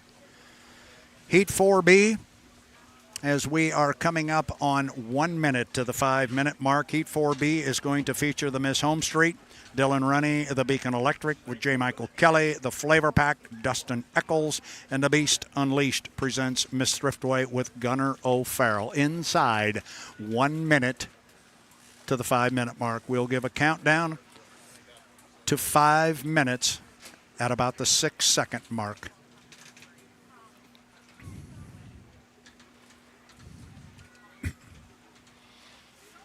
Thirty seconds.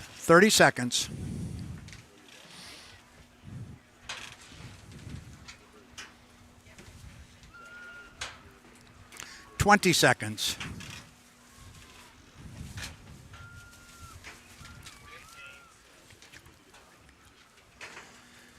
10 seconds.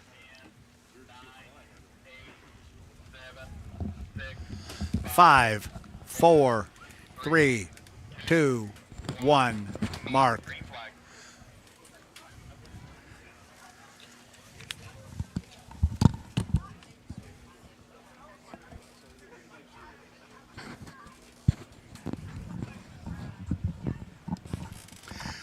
You heard the countdown there. We are inside 5 minutes to the start of our Heat 4B.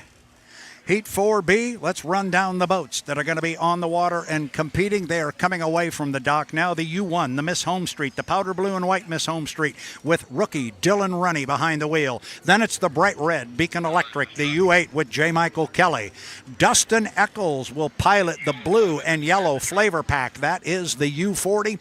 Then the predominantly white trimmed-in persimmon is the Beast Unleashed. Presents Miss Thriftway with Gunnar O'Farrell. 1, 2, 3, 4 boats are supposed to come in this one. We've got 4 on the water. We are 4 minutes away from the start of our Heat 4B. And Seafair reminds you that for your own safety and the safety of those around you, everyone must be out of the water when the hydros are on the Ted Jones Racecourse. Now it's time to get out of the water and enjoy the world's fastest race boats, the H1. Unlimited hydroplanes. John Walters, 3 minutes and 40 seconds to the start.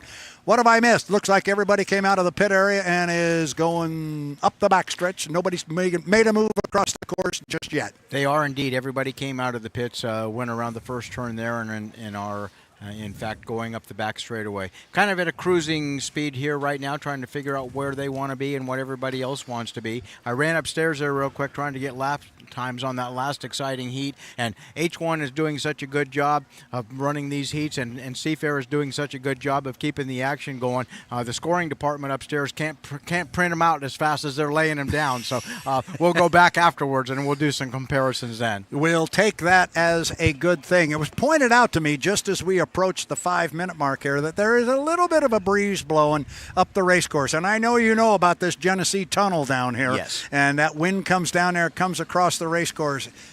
What are these drivers thinking about that? Is there enough wind right now to get their attention? There absolutely is. In fact, we saw it in the last heat. You saw Andrew coming down here picking up that right side, and the wind is blowing right in his face at that point. And it kind of comes across through the little gap in the hills right there, right through the pit area. And right here at the start-finish line is where it seems to be the worst. You can see the flags on the boats out here, blowing pretty good as the air is moving across the water. You're starting to get a little chop on top of the ripples and things on top of the chop and the rollers that are out there. So it's starting to look more and more like the Ted Jones Racecourse, lumpy and bumpy. Lumpy and bumpy sounds like a couple of guys. All right, we're coming up on 2 minutes. 2 minutes to the start of our Heat 4B at the 2023 HomeStreet Bank Cup and APBA Gold Cup race here on Lake Washington. So far, everybody's been very well behaved. J. Michael Kelly came out of the pit area, stuffed himself in lane number 1, and he's been there ever since. Nobody's made a move. And I honestly, John Walters at 145 at the top end of the race course, I don't think we're going to see anybody make a move. I don't think so either. I think they've pretty well established where they wants to be. J. Michael thinks he needs to be on the inside lane here in order to win this thing. I think Dustin out there in lane 3 thinks he's got enough top end to get to the first turn first and be able to control that turn when he gets there. with Gunner out here on the outside, he's not going to be able to get there in time to mix it up being on the outside lane. So I think it's going to be a real tough one. Dylan's obviously got his work cut out for him here as he's cruising up there in between, trying to make enough room for himself, get there quick enough, and they're just about right on time. We want to be at about the apex when the 1 minute gun goes off, and they're right there. They're right where they want to be. Gunner is a little bit early, but he will be way on the outside. He can scruff off time as he goes up the back chute. Once again, the U1, the Miss HomeStreet, the U8, the Beacon Electric, the Flavor Pack, U40, and the 60. Beast Unleashed presents Miss Thriftway, Runny, Kelly, Eccles, O'Farrell. Up the backstretch, J. Michael Kelly sitting in lane number 1. Dylan Runny, the rookie out of Rumson, New Jersey, sitting in lane number 2. Then it is Dustin Eccles in the yellow and blue Flavor Pack. Coming up on 25 seconds. I like where they are in the race course. An unofficial mark I have is about 20 seconds at that entrance pin. They got there right at 20. Now the boats have fanned out. There's a lot of lane space between them. Gunnar O'Farrell's going to be on the far outside. It's going to be Dylan Runny in lane number 2. Kelly's going to be in 1. Runny's in 2. Gonna be Dustin Eccles on lane 3. The outside. 3 seconds. 2 seconds. 1. Mark. It appears to be clean from here. And John Walters, you wanted to get Dustin Eccles down to the lower corner first. I think he got down there first. It is a legal start. Can he get the boat around the corner? J. Michael Kelly on the inside's got the lead coming off the pin, but he has got company with him. Runny's with him, and so is Dustin Eccles. We've got 3 boats sharing the same rooster tail, John. Yeah, they look really good, and it's hard to tell one from the other right now. Thank goodness for those drones up there. We can actually see what's going on. But J. Michael's leading everybody down the back straightaway. He's running downwind right now, and by the time you get to the apex, you're going to see these guys getting on the foot pedals, trying to calm them down. Dustin's coming up hard on the outside, and when they come down the straightaway, they're going to have a pretty good breeze right in their face. These guys are going to be driving these boats with their feet, and their feet are on those wings. Oh, boy! Dustin Eccles hung the 40 for a long time. You mentioned the wind, John. Sorry to trample you, but I know you weren't looking at him, and he was just hanging it there on the front chute. Kelly down to the lower end of the race course, lap number 2. And Runny's going to come off. He's given ground on the outside. And boy, that we saw what happened there when he had to pull your foot. I'm sorry there a little bit, but Dustin Eccles having to pull his foot, that cost him a second place position. And now it is Dylan Runny trying to run down J. Michael Kelly on the outside. Yeah, it absolutely does. And Justin is trying to make up ground here on that top end. And unfortunately, he can't use the top end right now, especially coming down this straightaway with this wind in his face. And like I mentioned earlier there, when they got themselves in trouble, these guys are going to be driving the boats down this front straightaway with the front wing, and their feet are doing that. So they're hanging on to the steering wheel, and Dustin's coming off hard about halfway down, just about to the start-finish line here. He's got so much ground to make up, I don't think there's a chance that he can catch up with the boys. Now, it's interesting now to see if Dylan Runny can make up ground on J. Michael Kelly. Kelly's going to come off the turn with the lead. He's got about 5-6 boat lengths. I'm not sure Dylan Runny can run him down. I know J. Michael Kelly's looking in that right side rear view mirror. He's got radio guys in his ears telling him right where Dylan Runny is, and it is almost a full rooster tail for JMK, but Runny doesn't want to go away, and he's willing to take a shot at J. Michael Kelly on this, the third of 3 times around the race course. Kelly took a hop up there at the top end of the race course, but he's able to settle it down, come off the pin clean. The checkered flag flies. J. Michael Kelly, driving a Beacon Electric, is going to come down and pick up an apparent 400 first place points. Good run for Dylan Runny in the U1, the Miss HomeStreet. He will come across in second place, looking for Dustin Eccles. Here he comes. He will come down and pick up third place points in the Flavor Pack, the U40. And then it will be Gunnar O'Farrell coming by in fourth place, driving the U60. The Beast Unleashed presents Miss Thriftway. John, we had a conversation in the last heat about, I was asking you about Andrew Tate when he hung the 91 for quite some time, and the fact that he was able to feather it and bring it back down without giving up a whole lot of momentum and having to pull his foot too far out of it. We saw something different there. First of all, Dustin held it up there for a whole lot longer, but he did have to come off the throttle, and when he got it back down, it cost him his position on the race course. The others were gone. It absolutely does. That can be a showstopper when you end up having to come out of the throttle like that. It may be a half a second, maybe even a whole second, but in that second, that boat out ahead of you is picking up big ground. I mean, these boats are moving 300 feet per second at the kinds of speeds that they're running here. So you come off the throttle for just a little bit, that turbine takes a little while to get spooled back up and get rolling again, and you lose some time, you lose a lot of ground. And in this short distances that you have to make it up here with this 2-mile race course, short straightaways, big wide turns, there just isn't enough time left.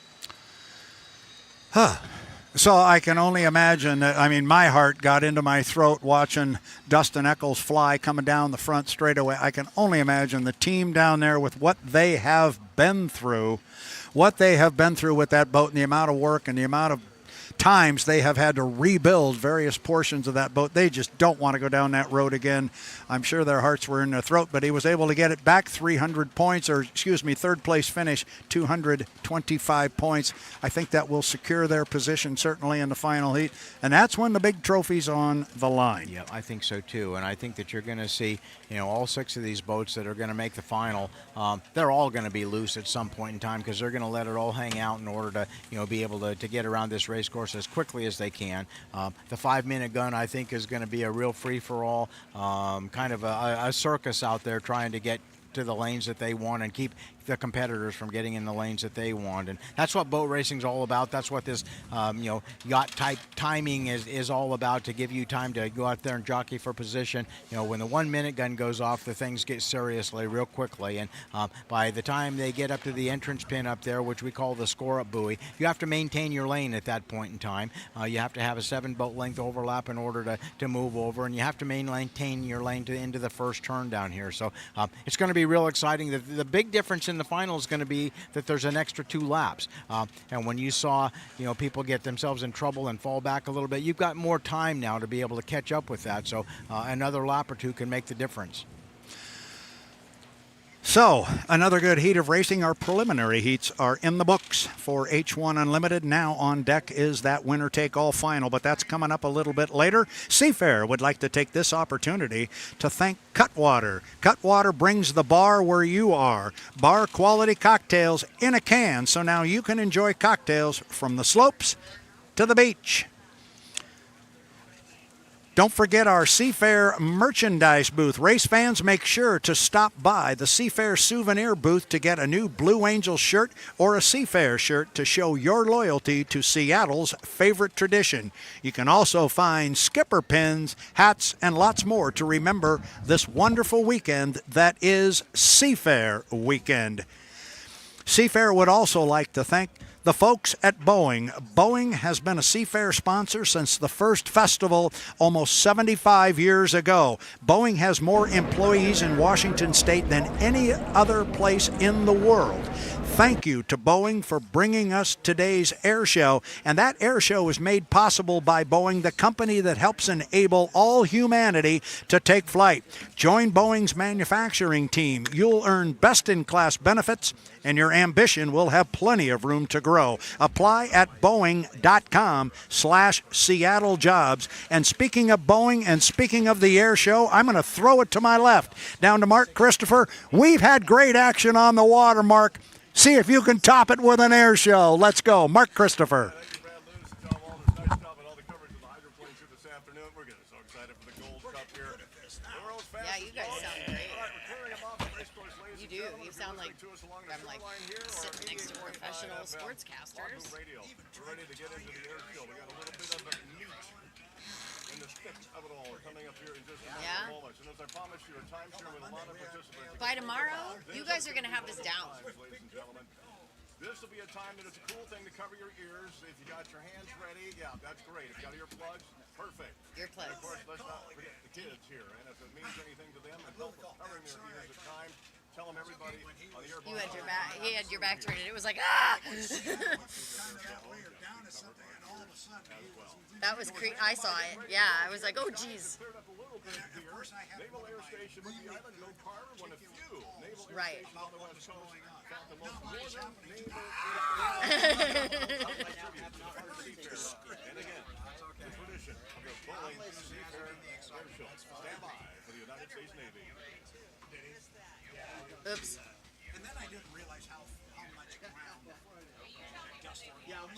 So much.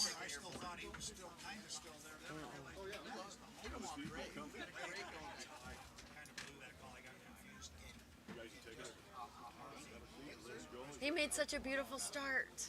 Such a beautiful start. I thought he had it. I was just saying, sorry. You want to tell me first before you do that.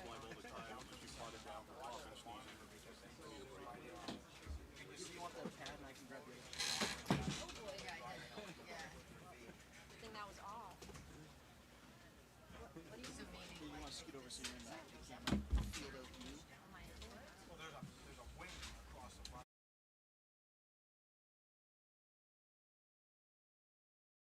Ted, the Miss Seattle 2 and the Gale 5 were the top qualifiers as we hear the 1 minute gun.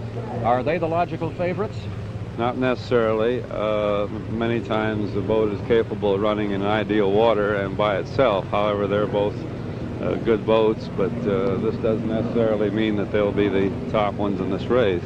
Now you see on the screen in the top right corner the running of the official clock with now 35 seconds to go before the start of the race.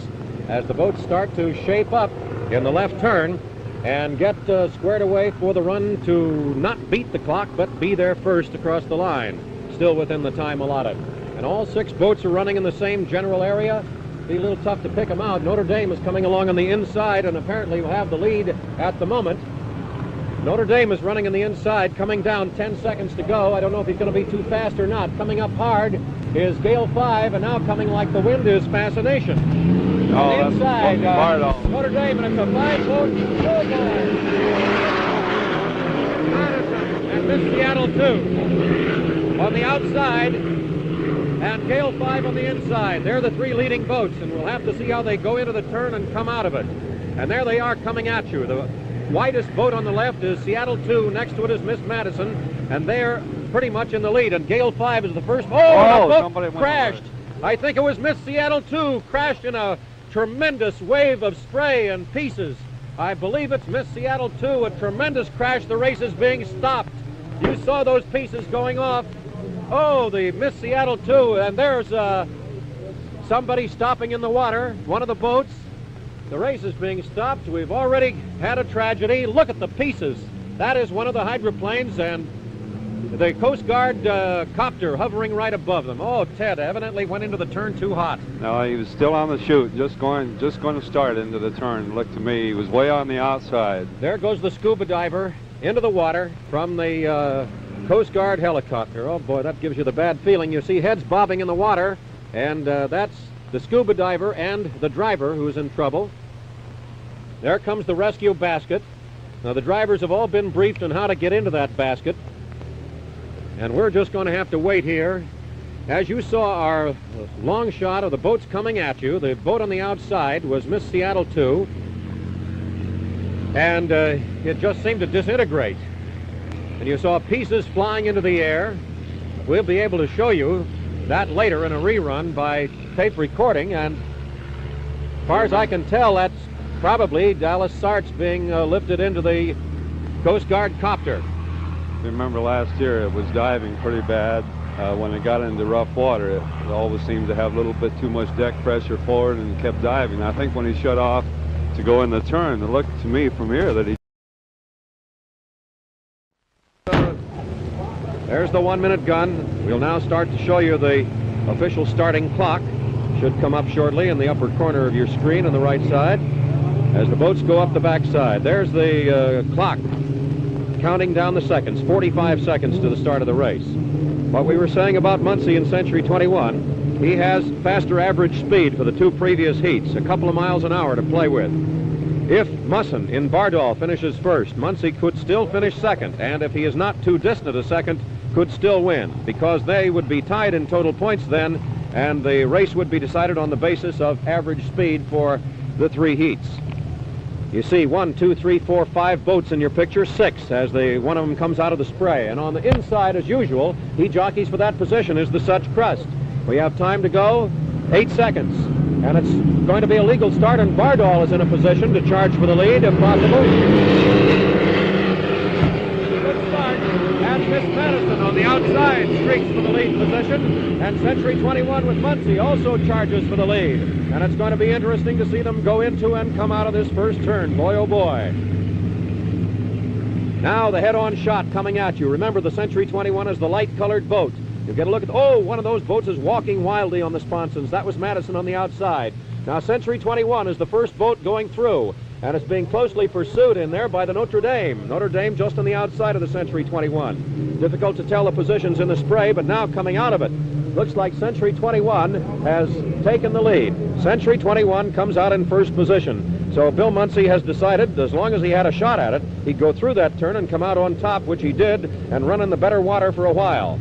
And there are going to be some challenges, I'm sure. At least they'll try to make challenges. Notre Dame and Bardol are running head-and-head for second and third. And it's Bardol on the outside, Notre Dame on the inside. Second and third right there. Oh, boy, they're head-and-head. A good race for second. And Notre Dame's Werner Gardner is keeping the inside position away from Musson. Way over his head. Bill Muncie still running in the number 1 spot. That's Notre Dame you see there. And Bardol with Musson is hidden in his rooster tail. There's Muncie on the head end of the race in the leading boat, trying for his 4th Gold Cup championship. This is the boat that sometimes they refer to as Thriftway because it's a habit. This boat was named Miss Thriftway before they changed the name to Miss Century 21 in honor of the Seattle World's Fair. So, coming down for lap 1, Century 21 leads. Notre Dame is second. Bardol is third. There's the Bardol across. And in 4th position, Such Trust. Running 5th is Miss Madison. And trailing is the US 1, which is just not in shape. There's the head-on shot as Bill Muncie in Century 21 starts into his turn at the right end of the course, the south turn. And again, here's the potential winner. All odds are with Bill Muncie now in Century 21. 1,000 feet to go for the completion of lap 9. The green flag is up. That signals he has 1 lap to do it. Ted, I think the odds are really with him that he's going to be able to keep the boat running and win another Gold Cup. If the slow speed he's going, I'm certain he'll stay together. Absolutely. He could get lazy, and not lazy, but tired down there someplace, and make a bad turn and even conceivably spin out, but this is very... It shouldn't happen anyway. It's something that shouldn't happen. Certainly shouldn't. Well, we're still concentrating on the lead boat and the potential Gold Cup champion for 1962. The beautiful Miss Century 21. Noise in the foreground. Notre Dame still running second, and a very distant second. And Miss Bardol running third, with the potential of winding up second in the Gold Cup final point totals. And Miss Century 21 has started to go up the back chute. Bill Muncie has really throttled her down now and is taking no chances. Such Crust goes across in front of us in 4th spot at the end of lap 9. But all eyes are on Miss Century 21, which is going to win the race unless it comes a cropper in the final few hundred yards. He's finally into the last turn. Bill hasn't lost a heat in unlimited racing this year, and he's keeping his record clear. He's at the head of the turn, starts to come around and head for home. The gun is sounding. The gun sounded way ahead of things there. I don't know what that was for. But here comes Century 21. He's coming in close to the barge. We'll get a good close-up shot. There's your winner, the champion.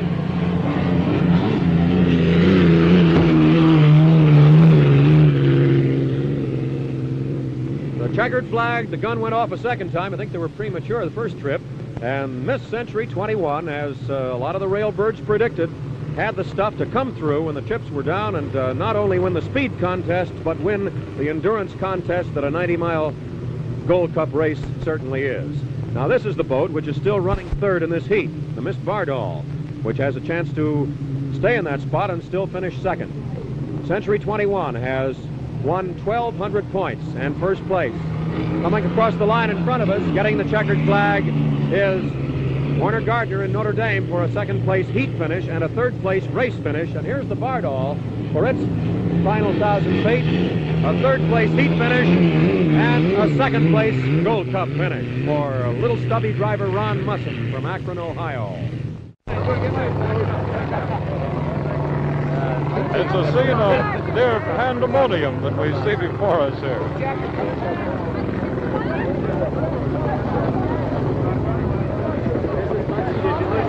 Race officials are now attempting to get Bill over to the presentation stand. Needless to say, time is running very short. Race day has gone much longer than was originally anticipated. At least we got our race completed. I don't know if you all realize that if we hadn't finished the last heat, we would have had to have a rerun tomorrow, regardless if we'd had 5 laps. Now let's do it out there, ladies and gentlemen. Bill Muncy, the Gold Cup champion, and Willard Rhodes. Let's do it. Okay, Con. Just a couple of prune peddlers. Fastest grocery carts in town. And his good wife, Bill's wife, Kit Muncy here. Well, Bill, if I can get some of this money out here. Excellent. And get the Gold Cup. Who's got their hand out here? Where's your dad, Mother? Willard, to begin with, I'll give you a check. Bill, I might as well give it to you, too. Here's a check for $11,000 for first place in the Gold Cup race. Thank you, Con.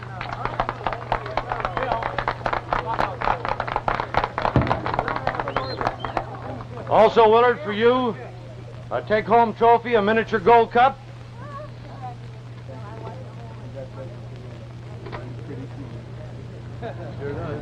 You better look out. Her father's a prune peddler, too. You know, he owns a supermarket.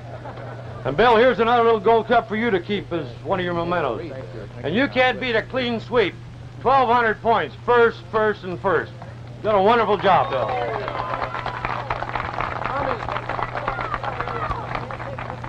Now we get only Bardol over here.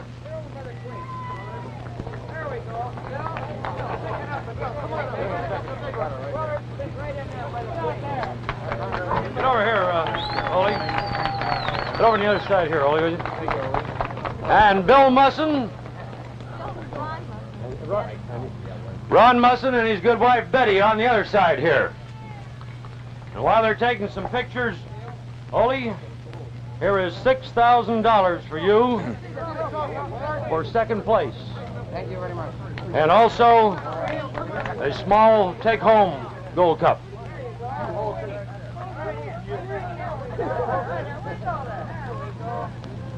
Nancy's wife, Kit, there to his left on your screen.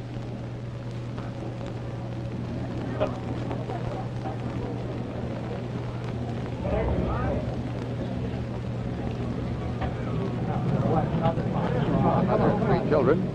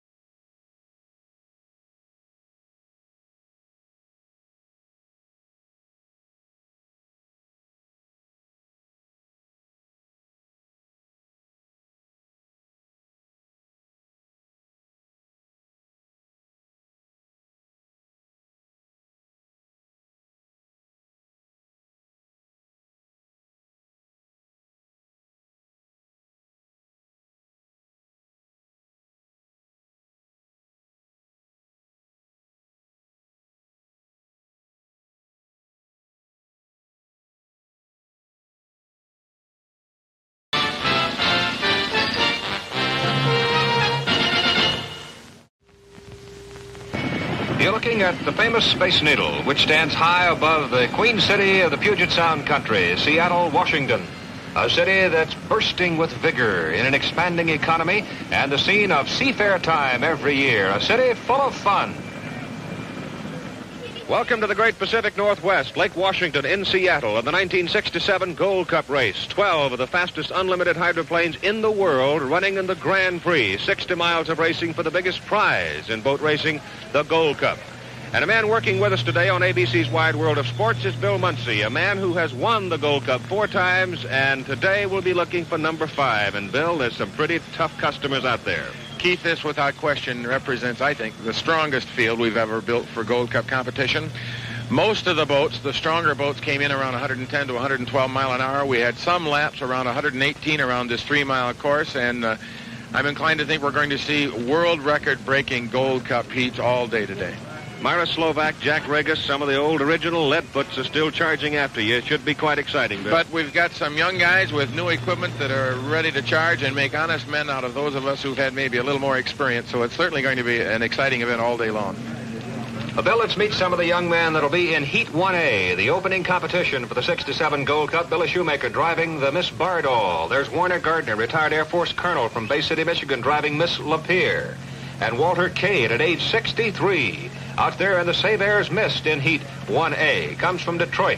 This is Bob Gillum out of the Seattle-Tacoma area. Been building and driving racing boats for quite a while. And in the Harrah's Club out of Lake Tahoe, Chuck Hickling. From Bellevue, Washington, another lead-footed veteran. He can fly. And this is Jack Regis from San Leandro, California, who will be in the Notre Dame. Jack Regis in 1959 involved in a serious accident driving the Miss Bardol. But Jack is off the beach and back in competition. And as they start to fire the big boats, let's get some details on it from Bill Munsey. Harrah's Club has great credentials, Keith. Last year's national champion and the 1966 Gold Cup winner. The Miss Bardol's having a tremendous year with 3 out of 4 wins, without question the odds-on favorite here. The Miss Lapeer is powered by a Rolls-Royce engine, pulls about 2,000 horsepower with a propeller speed of about 12,000 revolutions per minute. The Hyperloop happens to also have a Rolls-Royce engine with Bob Gilliam driving.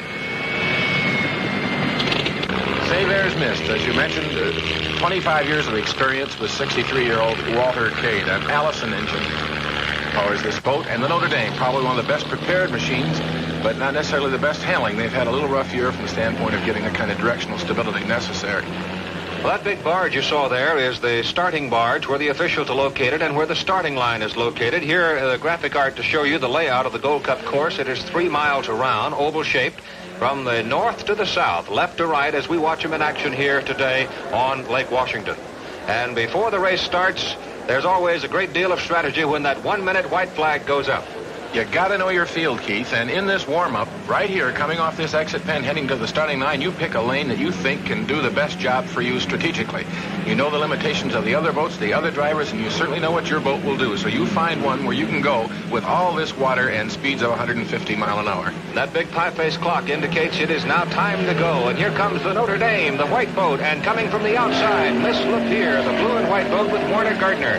So it's a battle between Lapeer and Notre Dame as they hit the starting line for Heat 1A. And Notre Dame running inside should assume the lead in Heat 1A as they go into the south turn.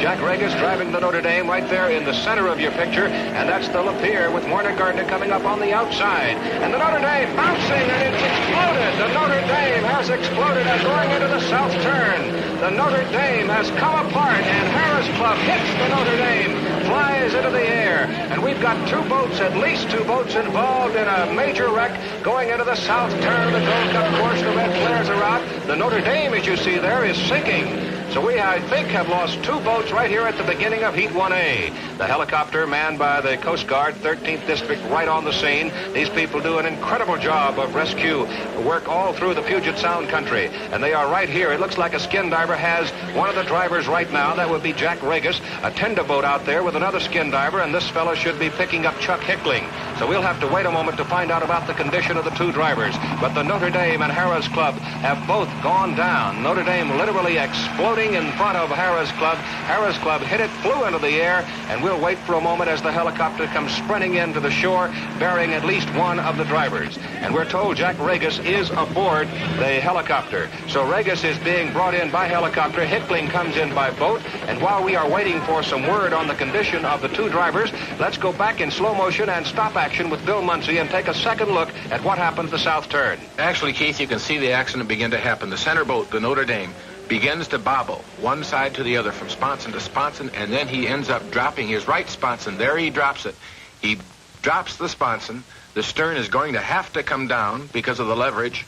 It'll come down, and then he'll end up having to bury the bow. This is a characteristic that you can just about, it's telegraphed to you before it starts. Amazing that there you see Jack Regis coming out on the right of your screen.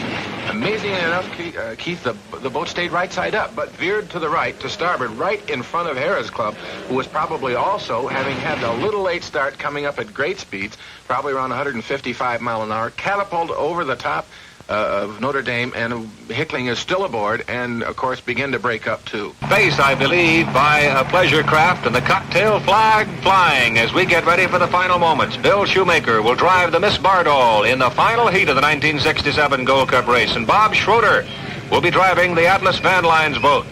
And Warner Gardner challenging in the Miss Lapeer.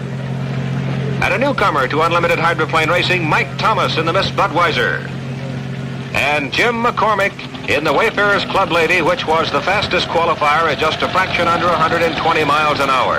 And of course, Bill Munsey driving the Miss US. The Atlas moving out, and Mike Thomas in the Budweiser will be the last one to go out onto the course. Now remember, the Miss Bardol leads in total points. The closest challenger is the Miss Lapeer. There's Mike Thomas in the Budweiser going out, and Mike has done a fine job in his first Gold Cup race.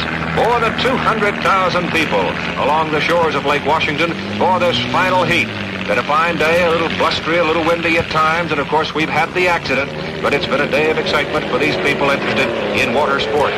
And as the field turns off the north turn away from the floating bridge, let's look at the standings again going into the final heat. Miss Bardol, 1,200 points. Miss Lapeer, 1,100 points, followed by the Miss Budweiser, 925. The Miss US, 750.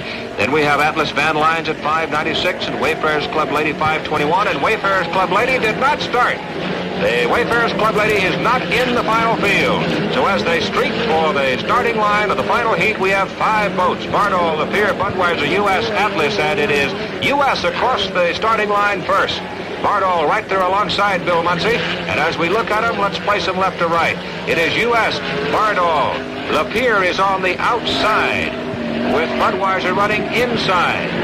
And we look now at the challenging boat, Miss Lapeer, with Warner Gardner running to the outside, moving up alongside now of Bill Munsey in the U.S. But remember, Bill Munsey explained earlier, there is a distinct advantage of being on the inside position. Now, as they come off the exit buoy of the south turn, we can place them for you. The red boat is the Miss U.S., running just to the outside, and in second place is Miss Bardol with Billy Shoemaker. Billy Shoemaker has 1,200 points. He is followed by Miss Lapeer with Warner Gardner, and Mike Thomas has the Budweiser running right tight in there, very close to third place. We might get quite a battle for third before this final heat is over. 15 miles, 5 times around the 3-mile course.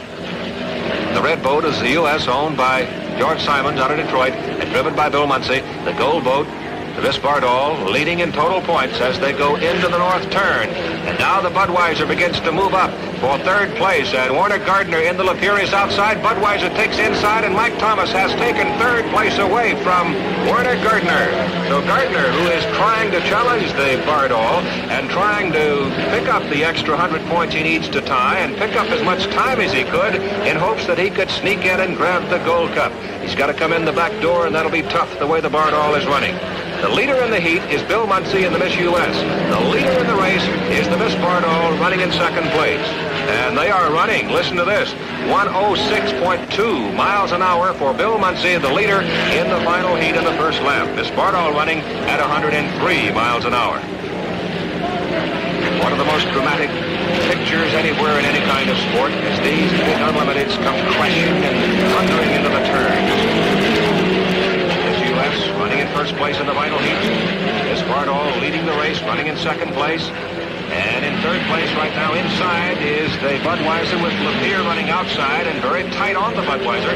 But as of this moment, this boat, the Lapeer, is outside and in fourth place. But now the Budweiser loses power coming off the south turn. And Miss Lapeer with Warner Gardner moves back up into third place. So Warner Gardner gets a bit of a break there as the Budweiser lost power coming off the exit buoy of the south turn. So now the chase is on again as Gardner zeroes in on Miss Bardol. The order right now, Miss Lapeer. Bardol, that's Ole Bardol right there, and Ole anxiously watching as his Gold Unlimited flies around in the wake of the Miss U.S. There's the Bardol right there coming into your picture. And the Bardol, all he has to do now, Billy Shoemaker just finishes this heat. He will win the 1967 Gold Cup, and we'll take a look at the final moments in just a moment.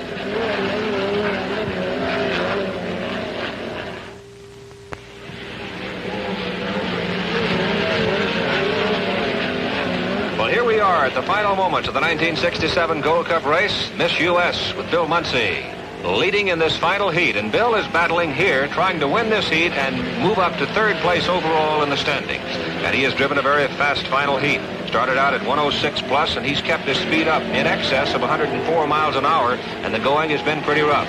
So he's trying to win the heat and move up in the overall standings, but the fellow who sits at the very top of the standings right now as we go into the final lap is this young man, 24-year-old Bill Shoemaker, driving Ole Bardol's Miss Bardol.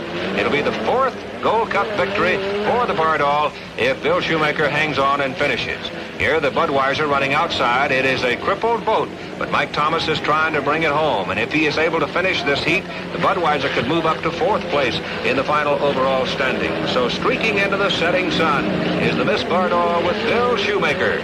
And he just a few hundred feet left to go, and he can claim his first Gold Cup and the fourth for Ole Bardol. Here it comes. Miss U.S. Bill Muncy flying up through the straightaway and into the turn. And Bill Muncy will come off the turn, get the checkered flag from Howie Richmond. He'll win the heat. But the 1967 Gold Cup champion, the Miss Bardol.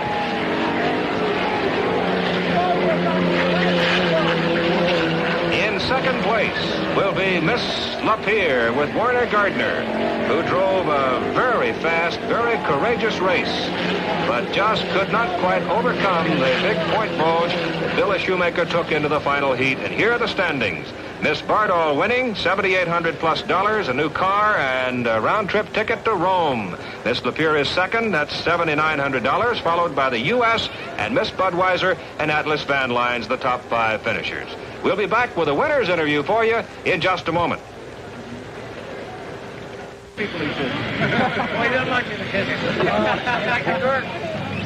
Billy, congratulations. Well, thank you, Keith. You've had some big wins this year, but this has got to be the biggest one you've ever had, I guess. This is the one we wanted, right? It's one I've been wanting for about 10 years now. You've been working at it 15 years, all the way from the juniors all the way to the big top. That's right. It's a real pleasure to be here, and it takes a hard-working crew like I have to get here. Billy, you've got a boat that performed unusually well, ran beautiful for you. At least it looked like it from the shore. Very definitely. I have absolutely no complaints at all. I think Ed Carlson built a beautiful boat here. Well, the crew gave you everything you needed. Were there any bad moments for you during the race? No, not really. In fact, this is the happiest I've ever been with a second-place finish in one heat. Congratulations, Billy Shoemaker, the 1967 Gold Cup champion. The crew, men, he's all yours.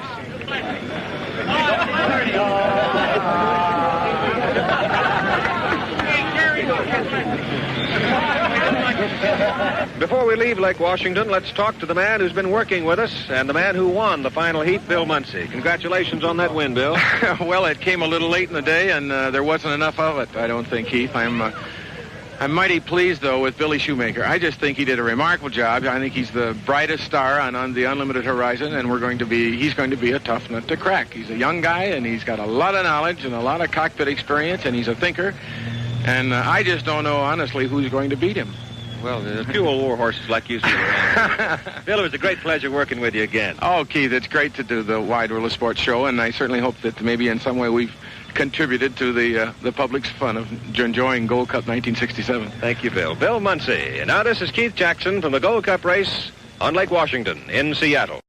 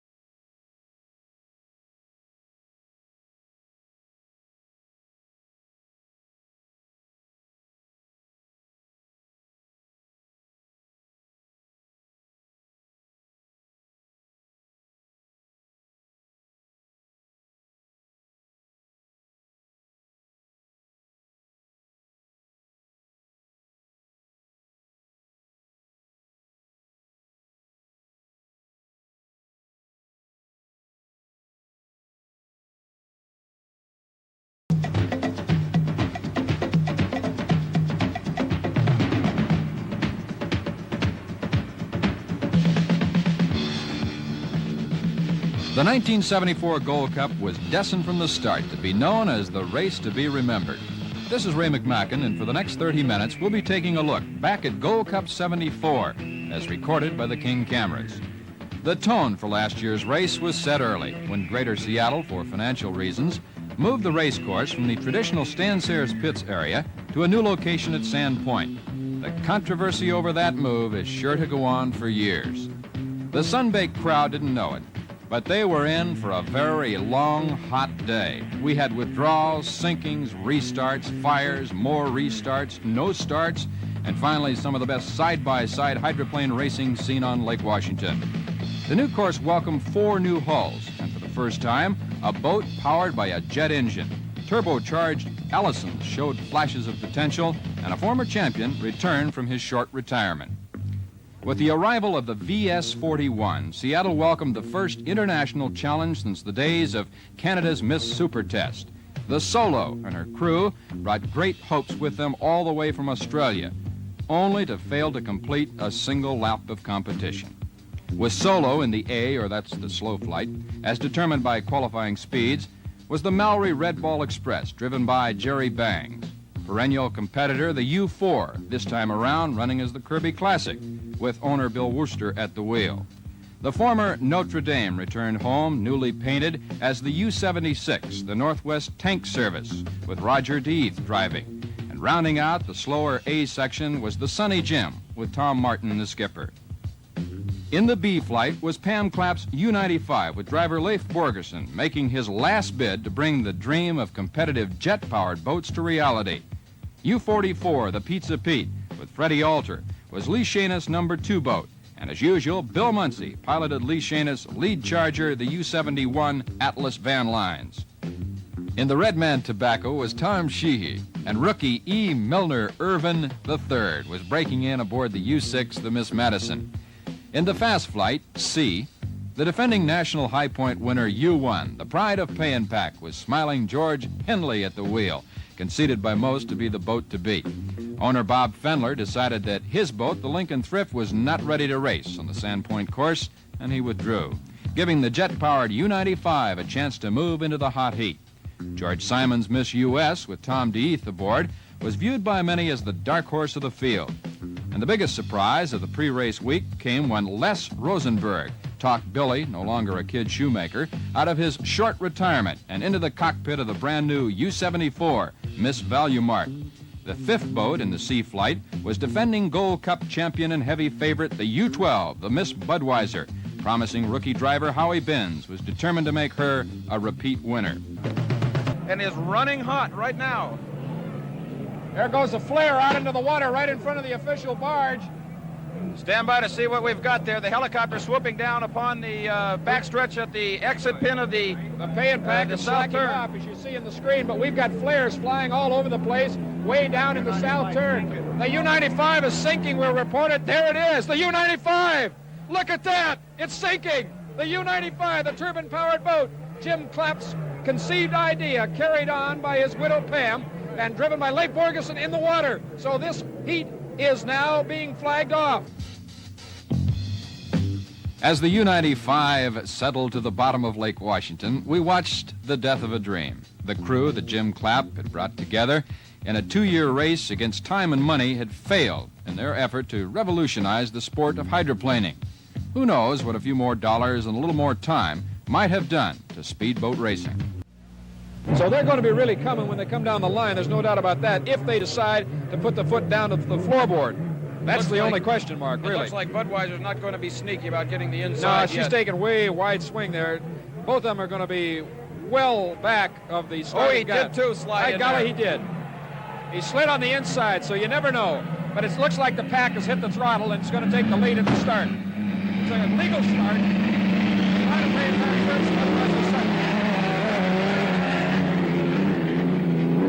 So there they go on the inside, and back by a couple of boat lengths is the Pride of Pay and Pack. Coming into the turn, or back is a Budweiser, and on the outside is the Pay and Pack. Now we'll see how much ground that the Budweiser can make on the inside or whether the pack cuts her off.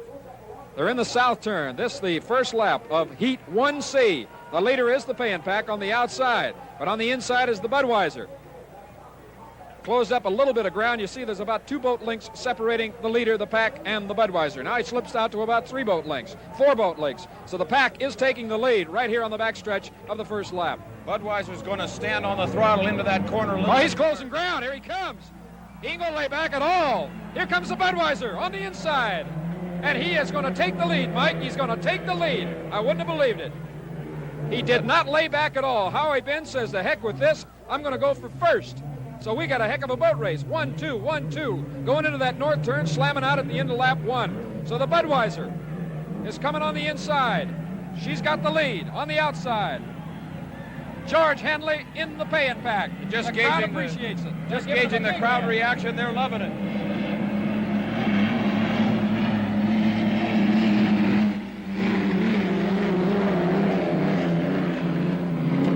Now, is this altogether wise, Mike? Is this really wise to really stomp on it like this, or what? We're looking at a unofficial 111 mile an hour plus for Budweiser there. That is really quite fast. I didn't think they'd really go quite that fast. I don't either, but they are going right on each other's hip. 111.801. 111.801. Well, really let's face it, Ray. True championship is really determined by your number one effort, your best effort. Now the pack is making a move on the outside. Look at that. You couldn't get a closer boat race. Budweiser shows superior acceleration there on the inside, though, as the pay and pack holds back maybe a boat length and a half behind it in the rooster tail. Okay, the pack has, back in the rooster tail, about a boat and a half to 2 boat lengths to go to catch up the Bud, which is on the inside. Now, going into the turn, we'll see if the pack can make up on the turn. The pack is staying on the throttle into that corner now. He certainly is. That stabilizer, that vertical or horizontal stabilizer, is a real asset when you're going into those turns, and that is not what the Budweiser is known for. But now we'll see the pack made up room on the north turn with that good stability, and now the Budweiser, see if it's got that quick acceleration. And there goes the Budweiser.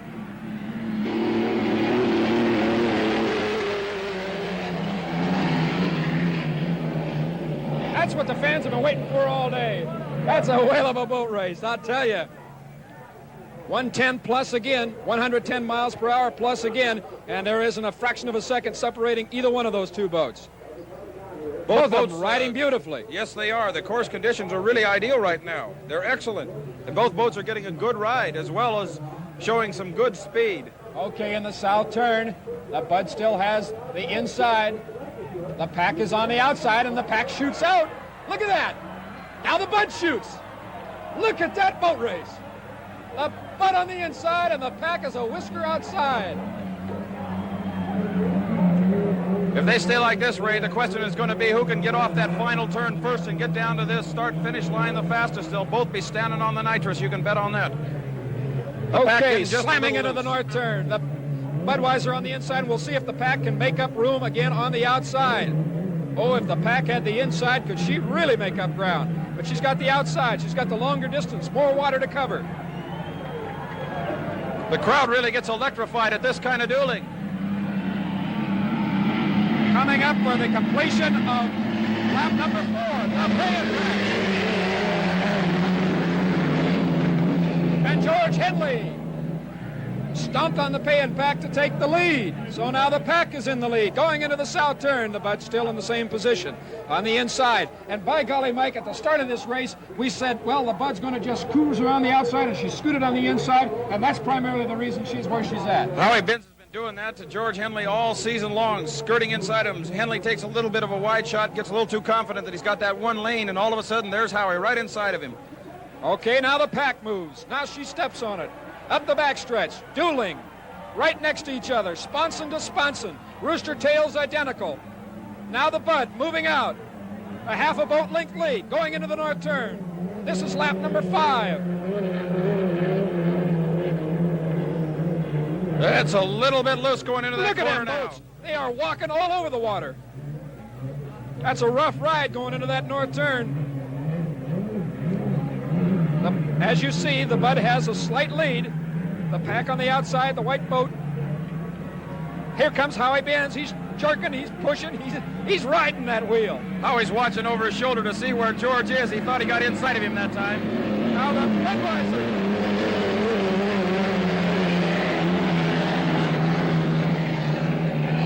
1 second separates the Bud from the pack. 1 second on that.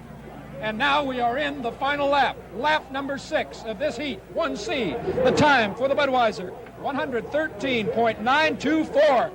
Very fast. That's very fast. Okay, here they go. Very critical, this south turn. The north turn will tell who wins it.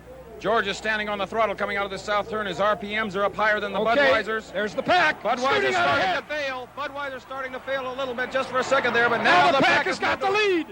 The pack on the outside. The Bud on the inside. Now Howie Benz is going to have to stand on that throttle into the corner a little bit further. The pack can come across now with a 3-boat length lead and take the lane, the inside lane, but I don't think George is going to do that. The Pay and Pack on the outside has the lead going into the final turn, the north turn of this lap 6 of Heat 1C. The Budweiser on the inside, it could still be anybody's boat race. The Bud swung wide. The Bud swung a little wide there, and the pack has definitely got the lead coming out of the north turn. Here comes the Pride of Pay and Pack. He cuts the green buoy really sharp. He's going to win it if he hangs on. The Pride of Pay and Pack. Here she comes. She wins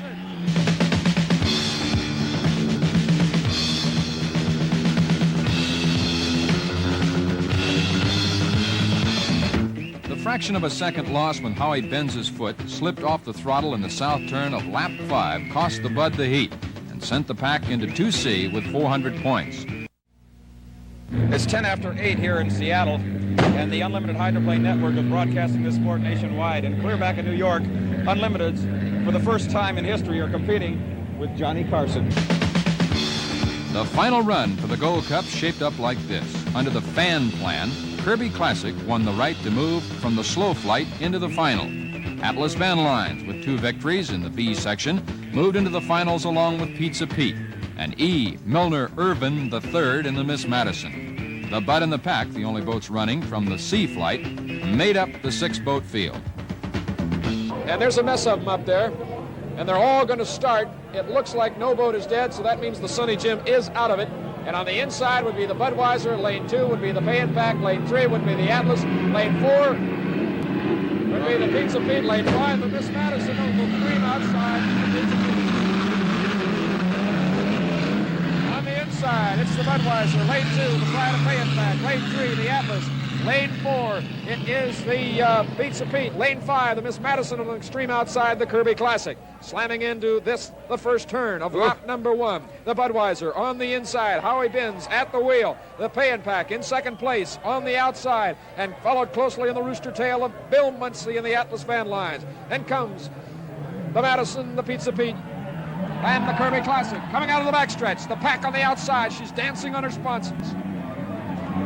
Oh, we got a boat race again. It's the Pay and Pack Budweiser duel, just like it has been all along. And the Budweiser is really hawking on it. Whoa, the Bud gets loose. Oh, my gosh, he really gets loose. Oh, he was walking all over the place, but he's got his foot all the way down. Howie Benz on the inside. George Henley from Eatonville on the outside. The Bud, the Pack, the Bud, the Pack. It's going according to the script. Oh, the Madison also jumping there, and Bill Muncie slows it right down as he goes over that piece of bad water. No point in trying to run it. So, coming out of the north turn of the first lap, it's the Budweiser on the inside and the Pay and Pack on the outside. In third place, way back, is the Atlas Van Lines. Now comes the Pay and Pack. There's your leader.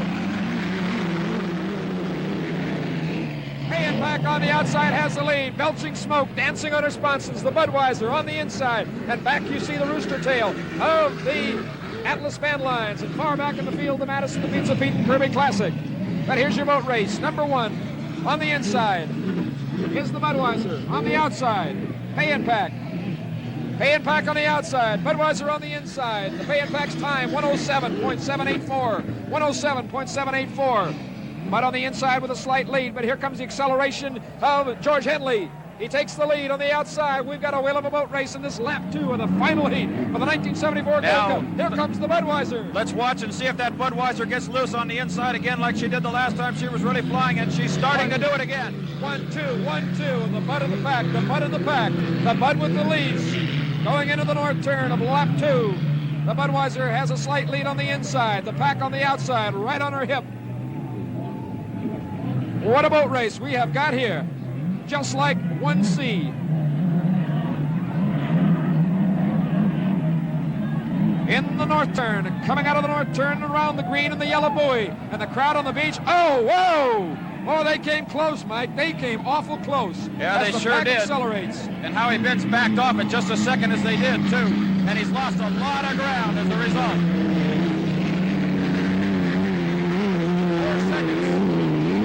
4 seconds divide the pack and the bud. The pack and the bud, and the Budweiser is coughing and spitting going into the south turn, and she's falling back. The Atlas Van Lines is in third place. The Pizza Pete is taking over third place. Excuse me, Pizza Pete is in third place with Madison in fourth place. So something's happened to Muncie. Muncie is way back in fifth place, and the Kirby Classic is bringing up the end of the field. George Henley really showing superior acceleration, showing a refined driving talent, and has got that rookie Howie Binns really confused coming out of that one corner there. Howie had to back off it. He just couldn't keep that pace. Now the Kirby Classic is just in the north turn, and the Pay and Pack is going to lap the Kirby Classic right now, the sixth place boat. As he goes into the north turn, the Budweiser has dropped back considerably from that dogfight they had the first two laps. Now here's a look at professional courtesy. Bill Worcester gets out of the Pay and Pack's way, way out of his way. But the pack is now closing ground on the last place boat and could lap Bill Muncie in the Atlas Van Lines. I wonder if Bill Muncie's ever been lapped. Here comes the green flag. George Henley gets the green flag, which means 1 lap to go. 1 lap to go. 1 lap to go for the Pay and Pack. That's a look at Muncie going into the south turn. The Pay and Pack is right behind her. Okay, there's the leader with a 15-second lead over the Budweiser. That's the entrance buoy to the south turn. He's in the south turn. 1 more turn after this, and Henley's got the cup. Pizza Pete in third place, putting on a good show. Freddie Alder always steady. That's probably why he's got his name that way. He's always in there and running hard. And that's the Miss Madison, currently in fourth position, ahead of the Atlas Van Lines, which is riding in fifth position. That's the Budweiser, 15 seconds behind the Pay and Pack. The Budweiser coming out of the south turn, which puts the Pay and Pack up the backstretch. The Pay and Pack is now halfway around for lap number 6. 1 more turn to go. 1 more run for the finish line. Slamming into the north turn is Bill Muncie. Right on his rooster tail is the Pay and Pack. The Madison's going sick. Miss Madison is going sick and dead in the water here on the straight chute. Milner Irvin gets up and looks back over his shoulder to be sure nobody is. All right, here he comes out of the north turn. The Pride of Pay and Pack way in the back. There he is. The boat's in front of him. He could lap them, but it isn't necessary. Here he comes. The Pride of Pay and Pack is going to go all the way. Undefeated today. The Pride of Pay and Pack wins the 1974 Gold Cup.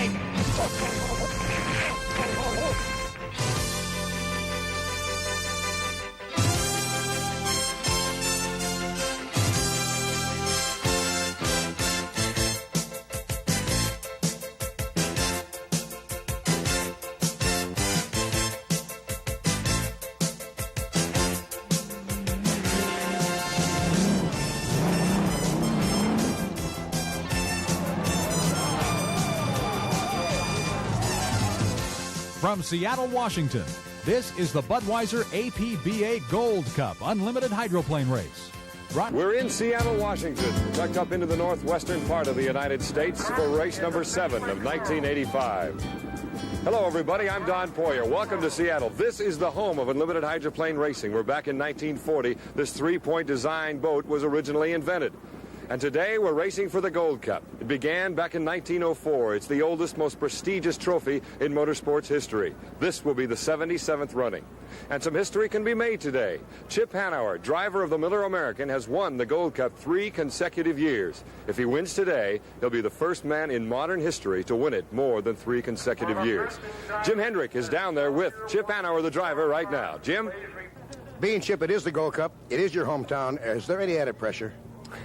Well, I think going for our 4th consecutive Gold Cup, there'd be pressure no matter where we were. But, yeah, being home maybe adds a little bit, but on the other hand, it's more comfortable. You know, I got to stay at home in my own bed, and I have my friends and family around, so that helps. Speaking of comfort, it looks like it's a little rolly out there. This is Seattle, and it's always rough here.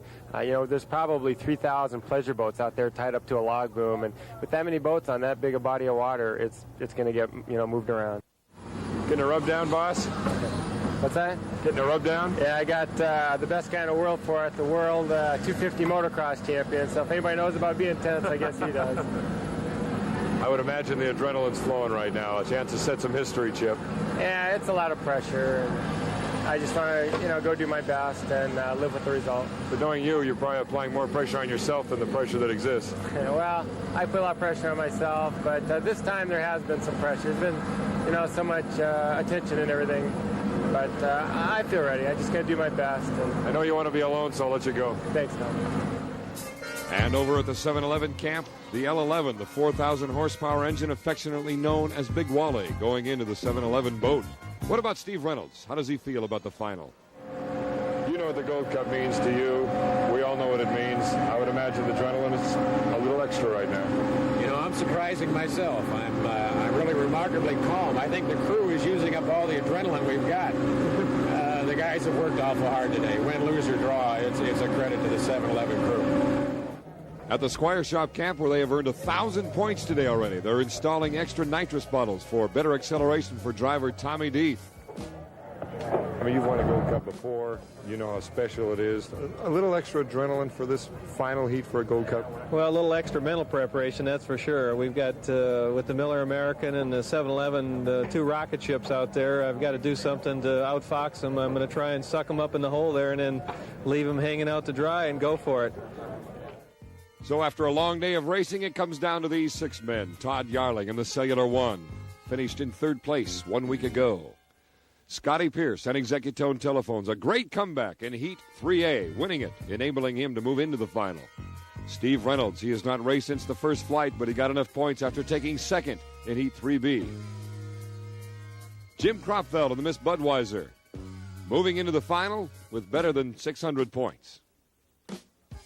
Tom Deeth in the Squire Shop Britannia, a 2nd in the Columbia Cup last week, hopes to do better this time. And finally, Chip Hanauer, the man trying to make history in this final. Points mean nothing now as the boats head down the main straightaway for the start of the final, the 77th running of the Gold Cup. We're under 5 seconds for the start. The 7-Eleven, the Budweiser, Executone, all 3 together at the start. On the way outside is the Miller American. Chip Hanauer trying to make some history, trying to be the first man in modern history to win 4 straight Gold Cups. But right now in lane number 1 is the 7-Eleven. In lane number 2, the Budweiser. Lane 3, Executone Telephones. This is Steve Reynolds going into the entrance buoy. Heading into that south turn. He has first place. Let's see if he can hold on to it now as he goes into the back chute. Reynolds and the 7-Eleven holding on to first. Steve Reynolds trying to run away from the Miller American and Chip Hanauer. He now has the larger engine in there. There's Hanauer on his outside shoulder. It's the 2 turbines, the 7-Eleven against the Miller going into the north turn. Steve Reynolds trying to break that string set by Chip Hanauer, who has already won 3 straight Gold Cups, winning last year in the Tri-Cities area. Chip Hanauer coming around the 7-Eleven is going dead in the water. Steve Reynolds' day is over in the north turn. Mechanical problems for the 7-Eleven. What a heartbreak for Steve Woomer, the owner, Steve Reynolds, the driver. The Budweiser and Jim Kropfeld is also coming to rest in the back chute here in Seattle. The attrition rate going sky high suddenly here in the final. So now, Chip Hanauer, with his destiny really in his own hands in first place. Executone Telephones in second place in the final for the Budweiser Gold Cup. Third place belongs to Todd Garling in the Cellular One. Chip Hanauer now going down the back chute. As you see Steve Reynolds walking along the deck of the 7-Eleven in the foreground. He is finished. He'll have to watch the rest of the race from the north turn. Executone Telephone with Scotty Pierce in second place. But Hanauer, who ran the first lap at 127 miles per hour, is now on his second. The 7-Eleven crew, oh, they've got to be disappointed. Nancy Saddam, the wife of the owner of the Cellular One, cheering on Todd Yarling. There's their boat, currently in third place. What a great finish that would be for that boat. The engine inside that boat right now, affectionately called Edna. Reliable Edna. But in first place with that Lycoming 11 engine, 4,000 horsepower in a very, very light boat, a light engine. The Miller American, Chip Hanauer, who grew up here near Lake Washington, would love to win in Seattle, as well as set history winning his fourth straight Gold Cup. In second place, Executone Telephone Cellular One. Todd Garling in third place. It would be like a victory to Cellular One if they could get a third here in the prestigious Gold Cup. But Chip Hanauer, you heard the story. He began racing back when he was 12 years old, as you see the cool ones being set out for the anticipated celebration for the Miller American if they should win the Gold Cup here in Seattle. But Chip began racing as a youngster in the J-Class outboard hydros, taking fifth nationally in his first year of competition. He's been inducted into the APBA Hall of Champions, that taking place back in 1983. Chip Hanauer really becoming one of the main figures of unlimited hydroplane racing. Chip Hanauer about to set history, about to put his name in the record books, the Miller American winning the 1985 Gold Cup. Chip Hanauer, a winner in Seattle. So Miller American, look at the numbers. 4 starts, 4 first-place finishes. On the other hand, 3 boats failed to finish. The 7-Eleven, the Squire Shop Britannia, and the Budweiser. On to the winner's circle and Chip Hanauer. Modern history, my man. You did it. Congratulations, Chip. I can't describe it. I thought we were going to have a really good boat race, and then I think they broke a coupler or something again. And how does it feel, though? You're on the same plane with people like, gosh, above Garwood practically. I don't feel like that. I'm just glad it's over. It's been a real hard year, you know, knowing this was coming up, and there's so much pressure. I'd like to say hello to my grandmother and everybody at the Madison House, and my father and my brother who helped me get here. And there's so many people that let me do this that I'm really undeserving, and I just feel really privileged. Don't worry. For the folks at home, that's victory number 17 for you. We're going to get it right this week. You did it. Congratulations again. Thank you. These guys did it. It was the best piece out there, and there's no doubt about it. Nice going. Thanks.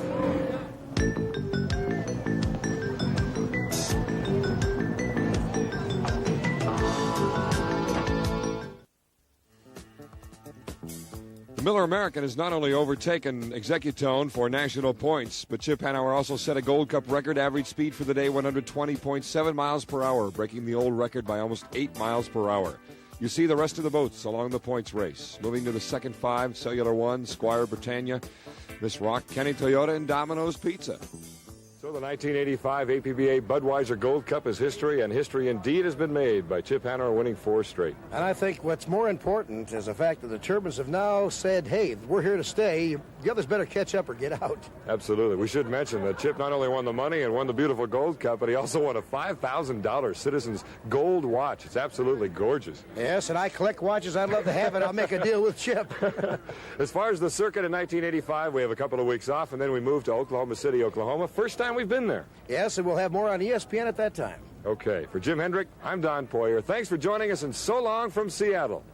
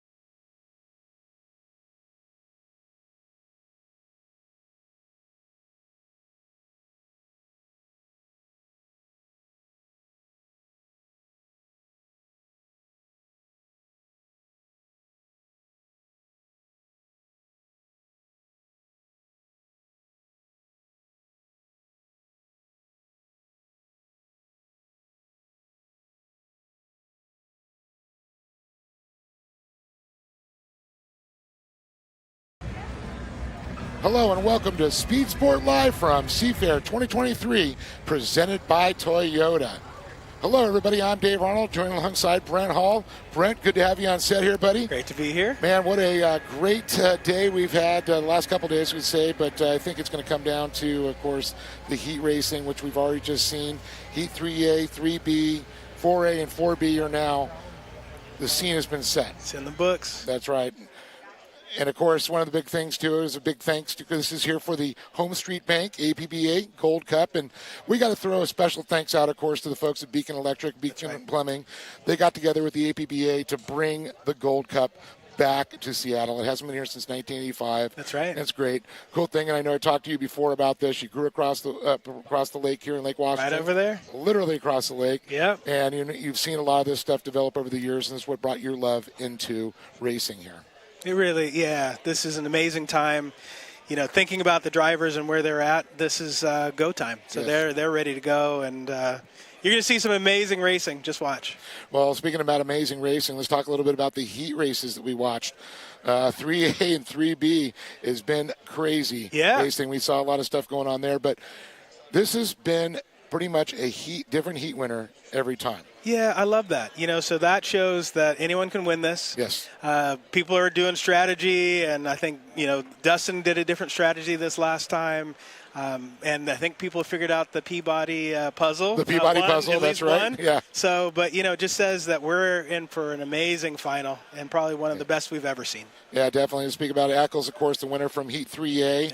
I believe Tate took the Heat 3B. Just barely. Yeah, he nailed it. Squeaked it out. Yes. And then Corey Peabody, the Peabody puzzle, the enigma wrapped in a mystery, as we like to call him there. Yeah. 4A, and, of course, 4B was JMK, we like to call him, J. Michael Kelly. Yeah. And I've seen all these drivers race, and all have different styles, but what's going to be interesting is when they get out there, what strategy people decide. Yes, you know, definitely. so is it go for the inside, or is it actually, you know, go all around the outside and really nail your start? And so there's a lot that's going on in that 5-minute warm-up period. Well, I know the battles that were going on in 4A that was watching on there, watching, you know, the boys were was watching the battle with Peabody and Tate. Yes. Literally, the boat was coming out of the water. You could see him playing with that front wing. Yeah. How gnarly is that when you're coming down a straightaway, you start to feel that boat lift a little bit? That's right. Is there a little bit of like, okay, I got to set this thing down a little bit? Or there is. Is there a little bit of anxiety there? You bet. But at the same time, the higher you are in the water, or the higher you are off the water, the less resistance you have. So that's the whole goal, is to really fly the boat. Anytime it touches the water, that's scrubbing speed off. So as they're lifting it up, you'll see like people take a risk and they're going to put their front wing in. But, boy, you have to put it in soon enough, because otherwise we've seen the blowover, and that's definitely where we don't want to be. And that's something really specific to this track, with it being a little bit shorter, 2 miles on this one. Yep. It's more like, I believe I talked to one of the drivers, and they said it's more like a round race for like a NASCAR guy. A little bit, It's a little bit tighter corners. You have to do it. Now, one of the things you're talking about, the wing, you want to fly this thing on the straightaway. Yep. When you get into the turns, you want to get that boat back in the water a little bit, or do you still want to fly a little bit? So you'll notice that about the apex is when you start putting some some up force in the canard, and you really want to force air under the boat so that it comes very clean through the corner. And that keeps your speed up in the corner, and then you'll see them kind of start floating down the front stretch, and then about midway, then you start adding a little bit of wing. But there's a lot of strategy, and then you're even reading the water as you go. So you're like, is that a wind gust there? I need to make sure I get through that. But so you don't fly away. Yeah, but those are all the things that the drivers are looking at. They check the flags to see what direction the wind's going. They're listening to their radio person, who's on your outside, who's on your inside. There's a lot of communications that's happening through that, and also reading all your gauges. Well, one of the things also, too, is with these different heat winners here, have the drivers gone back and maybe adjusting the outside skeg or rear skeg, or, you know, anything that to give them more bite, to give them less bite? I mean, is there things that they do? Sure. I mean, what in your mind would you go back to? You have to reevaluate a lot of your data? Yeah, I mean, so definitely you look at data, and so one of the things that is a key component is the gearbox. So am I geared correctly or not for this course? You know, am I staying up in the corners? Yes. So gearbox is one, and the other thing you can change is prop. So you can do that, but then there's even adjusting the rear wing. Okay. Yep. So the attitude of that wing can stop the boat from doing this and have it come straight up, because again, If you're straight up, you're not scrubbing speed off every time you touch the water. Gotcha. Definitely. It's a drag coefficient, I guess. You're going to go into it. Water has a lot of friction. People don't realize. That's right. You know, I know there's back in the day with different boat racing, you wax the boats or certain things to make it slick with the water. There's a speed coat. Yes. Yep. Yeah, definitely. So moving into the finals. Sure. I mean, these guys, any thoughts on this, what these guys have, what it's going to be here? I think you see my shirt, you know, but I'll tell you, boy. Let's talk a little bit about this. We can talk. Okay. Corey Peabody. The Peabody puzzle, as we call it. Yeah, and finally someone solved that for one heat. I do think Corey is he's all right. Okay, you're on to me. Now I'm going to do something new. So I think Corey will try and bring something different. But I do like, you know, you've got JMK, who's probably one of the most talented drivers out there, and he's been doing it for a long time. Now he's the veteran. He used to be the kid.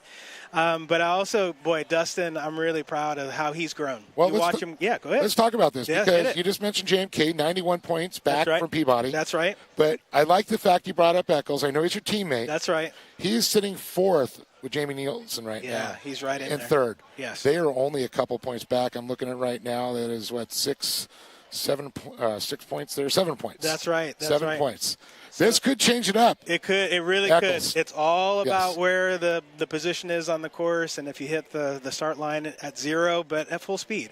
And so that's what everyone's working on is timing marks. And I don't know how much people know, but, you know, every buoy we've got a timing mark. Yes. You know, and making sure that we're at that place and hopefully in a lane that's the one that we want, 1 or 2, something like that.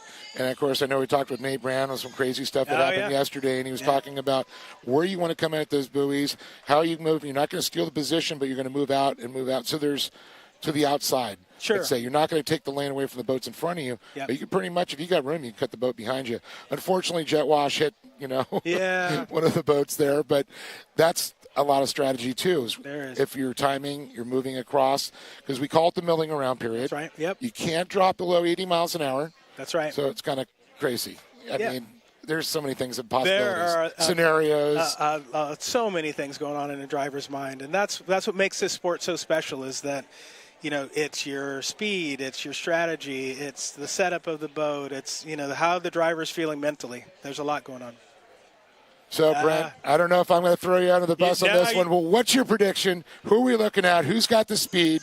Who's going to make it happen? I got to go with the yellow, the blue and maize boat. That's my flavor pack. And Dustin Eccles, I'm just really proud of him. And whether he's first or second, I know he's going to be in there. I'll tell you that. He's got the heat wins. He's got the momentum.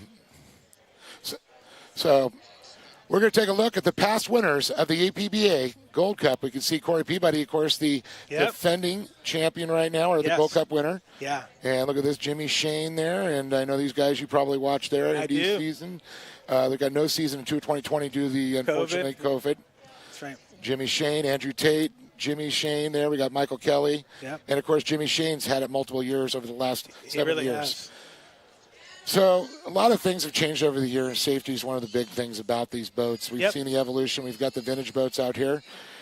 So down on next to the Atlas Vans boat, I sent Tate Brown to see a little bit about that. Welcome back. Here at Speed Sport. I'm Nate Brown. One of the aspects we have in the sport, which I'm really grateful for, is the safety aspect of it. Back when I first got into hydroplane racing and limited boats, a very famous boat racer died the same year I started. Bill Munsey, unarguably the most famous and one of the best boat racers in history. He died in Acapulco in this very boat behind us. And it was a very sad day. And then a year later, we lost Dean Chenoweth in the Budweiser boat. That one right over there. Very, very sad. So what they decided to do, Jeff Neff with the Budweiser team, took it upon himself to develop, with the help of, obviously, Bernie Little, a better safety cell, better situation for the hydroplane drivers. To be all honest with you, I'd be dead about 6 times now if it wasn't for the safety cockpits in these hydroplanes, and I'm really grateful for all the work that Bernie Little and Jeff Neff did on these boats. This boat here behind us, after it came back from Acapulco, Mike Hansen and I put the deck back on it for a museum piece, and years later it was then rebuilt as a race boat for vintage through the Hydroplane and Race Boat Museum. So we're very thankful for safety. We're very thankful for all the improvements in the sport. And we're also very thankful that Hydroplane and Raceboat Museum were able to restore these boats and bring them back so the fans can understand some of the history and some of the heritage that go along with the Gold Cup in Seattle. So we're really happy for that. This is Nate Brown for Speed Sport. Definitely a big thanks to Tate Brand down there. You guys been there, done that. He's won as a driver, a crew chief, and a boat owner. He has. But the cool thing is, he told me, right after all that happened, that's when he came in and got into it. So he got in at the right time. Got in at the right time. You know, talking about where they've got now, it's like an F-16 cockpit. That's right. Your escape hatch. You're on compressed air. We're on compressed air, ambient air for most of it, but once your mask gets wet, it triggers the air to come on. So a valve just shuts off. It actually knows it right away. It's all AI. Big Brother's Not watching. quite AI, but there's a sponge in there. I'll tell you that. Okay. Yeah. Oh, hey, keep it simple, stupid. That's what I love about it. Right. But unfortunately, we've lost like Bill Muncy. Sure. We refer to him as Mr. Hydroplane. 62 overall victories. Amazing driver. 8 Gold Cup winners. Yes. And sometimes in tragedy, good things come out of it. Sure. You know, I'm very good friends with the family, and I know they're very proud of the leaps and bounds that have come to H1 Unlimited with safety. So it's so great to see the great things that have come out of that, the safety for all you drivers out there. That's right. And Bernie Little, he really started. He said, I lost Dean. We're going to work on the capsules. And that started in 85, just like you heard in the video. Yeah. And it's impressive to see the strength of that capsule. And we're just continuing to evolve. And we practice every year a capsule test where we're on air and we make sure that we know how to get out and stay calm. And that's something we practice, and that helps us stay safe. So it's really important. Well, when you know you're safe, you could actually focus now on your driving about worrying about yourself. And big thanks to, all the folks that brought it along to that point. Now it's so safe. Well, we've got a lot of racing still to go here with the APBA Gold Cup. Big thanks to HomeStreet Bank for being part of that. And I want to throw this now because you guys are ready to watch a little bit of Gold Cup racing. So make sure you check out all our social medias, channels. And I want to thank everybody for tuning in to Speed Sport Live from Seafair, presented by Toyota.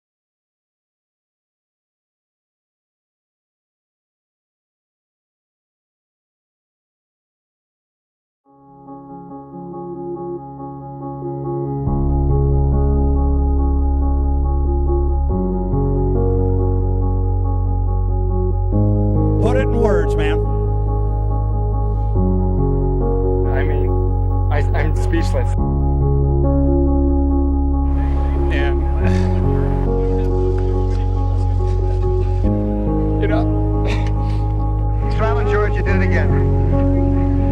Oh, man.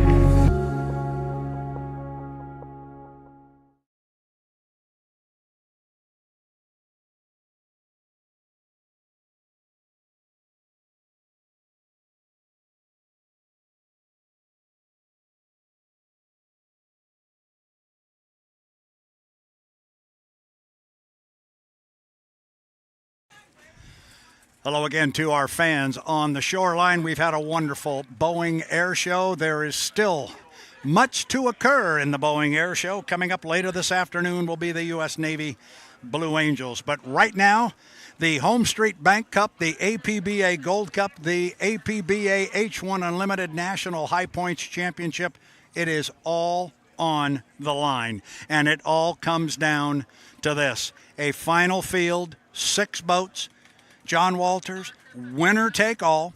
So far this weekend, we've been running 4 boat heats for 3 laps. We're going to put 6 boats out here, all on the front row. We're going to go 5 times around, and the winner claims the oldest active motorsports trophy in the world.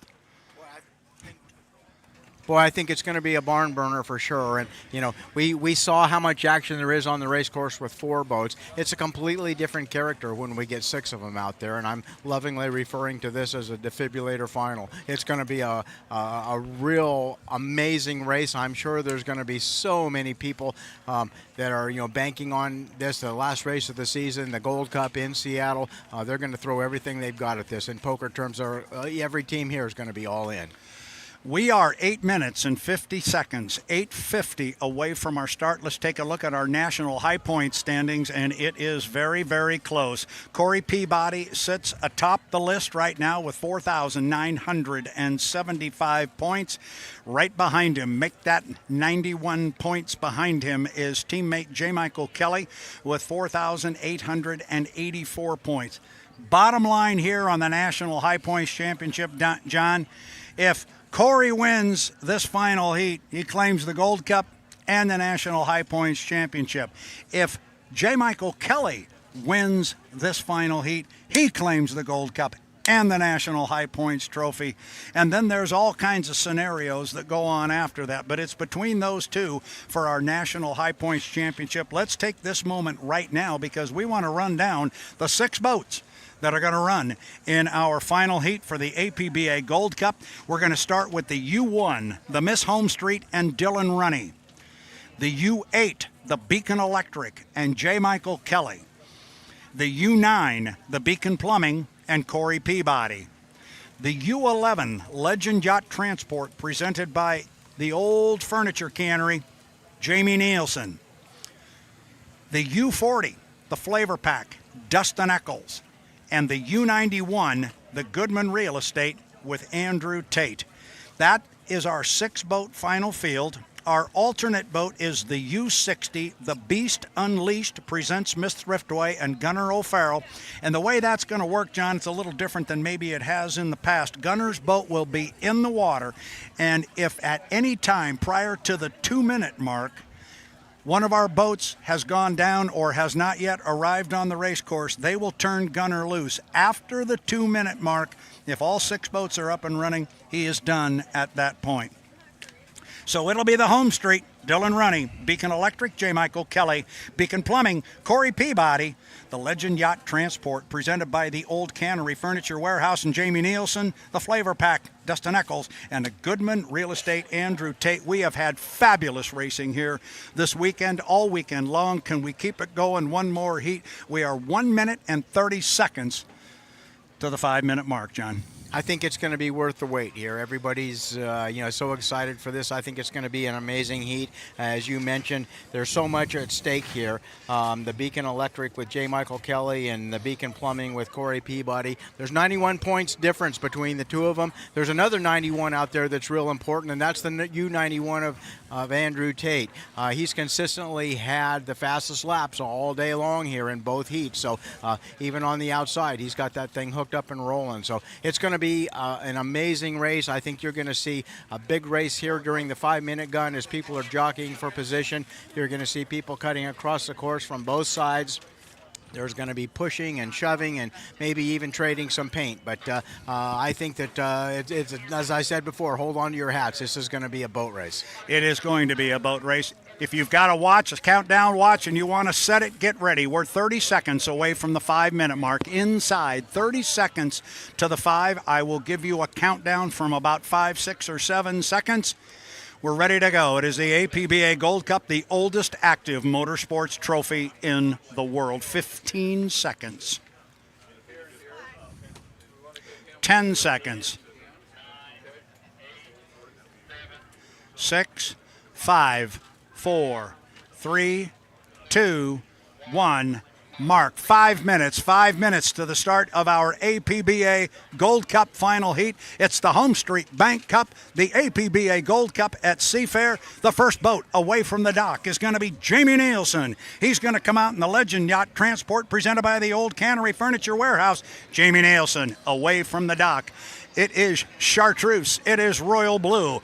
And he's going to have the rest of the field right behind him. Ladies and gentlemen, we are inside. 5 minutes. We're at 4:30 until our final heat actually begins. Let's one more time take a look at the boats. It's the U1. It's powder blue and white. It's the Miss HomeStreet. It's driven by Dylan Runney. The bright red U8 Beacon Electric, driven by J. Michael Kelly. The U9, predominantly white with the blue lettering, the Beacon Plumbing, Corey Peabody. Then it's the aforementioned U11 Legend Yacht Transport, presented by the Old Cannery Furniture Warehouse and Jamie Nielsen. Then it's the blue and yellow, the Flavor Pack, the U40, driven by Dustin Eccles. And then the white boat, trimmed in black and gold, the Goodman Real Estate, the U91, driven by Andrew Tate. Our final heat is 3 minutes and 45 seconds away. Seafair reminds you that for your own safety and the safety of those around you, everyone must be out of the water when the hydros are on the Ted Jones Racecourse. So now it's time to get out of the water and enjoy the world's fastest race boats, the H1 Unlimited Hydroplanes. John Walters, I'm reading my copy. I'm not looking. What am I missing? Well, they came out of the pits. As you mentioned, Jamie was the first one out. He got to about the start-finish line on the backstretch there, cut across to the infield, and came over to this side. Dylan went just a little bit farther up the back straightaway and came across on this side. They're all kind of packed up together now with J. Michael Kelly on the inside. It looks like Dylan's cutting across the infield here, going to try to steal that inside lane from JMK. And we've got Andrew on the next lane in lane 3 or 4, and then Corey out in lane 5. It looks like Jamie's back in the back waiting, looking to find an open hole here. And Dustin Eccles following up behind everybody, looking for that opening with all that top end. He wants to get to the first turn first. I was kind of surprised there. It looked like J. Michael Kelly definitely left room for Dylan Runney coming across the race course to get on that inside lane. So with 2:35 until our start up the backstretch, it is Dylan Runney sitting on an inside lane. He now moves a little bit to the outside. Looks like the field's going to move outside with him. It's J. Michael Kelly in 2. But then I talk about the fact that maybe Kelly let Runney on that inside lane. But you've been saying all along, you think lane 2 is the place to be. Maybe let him in. Maybe he wants to. Yep, absolutely. Most of the guys here will tell you that lane 2 is the fastest lane.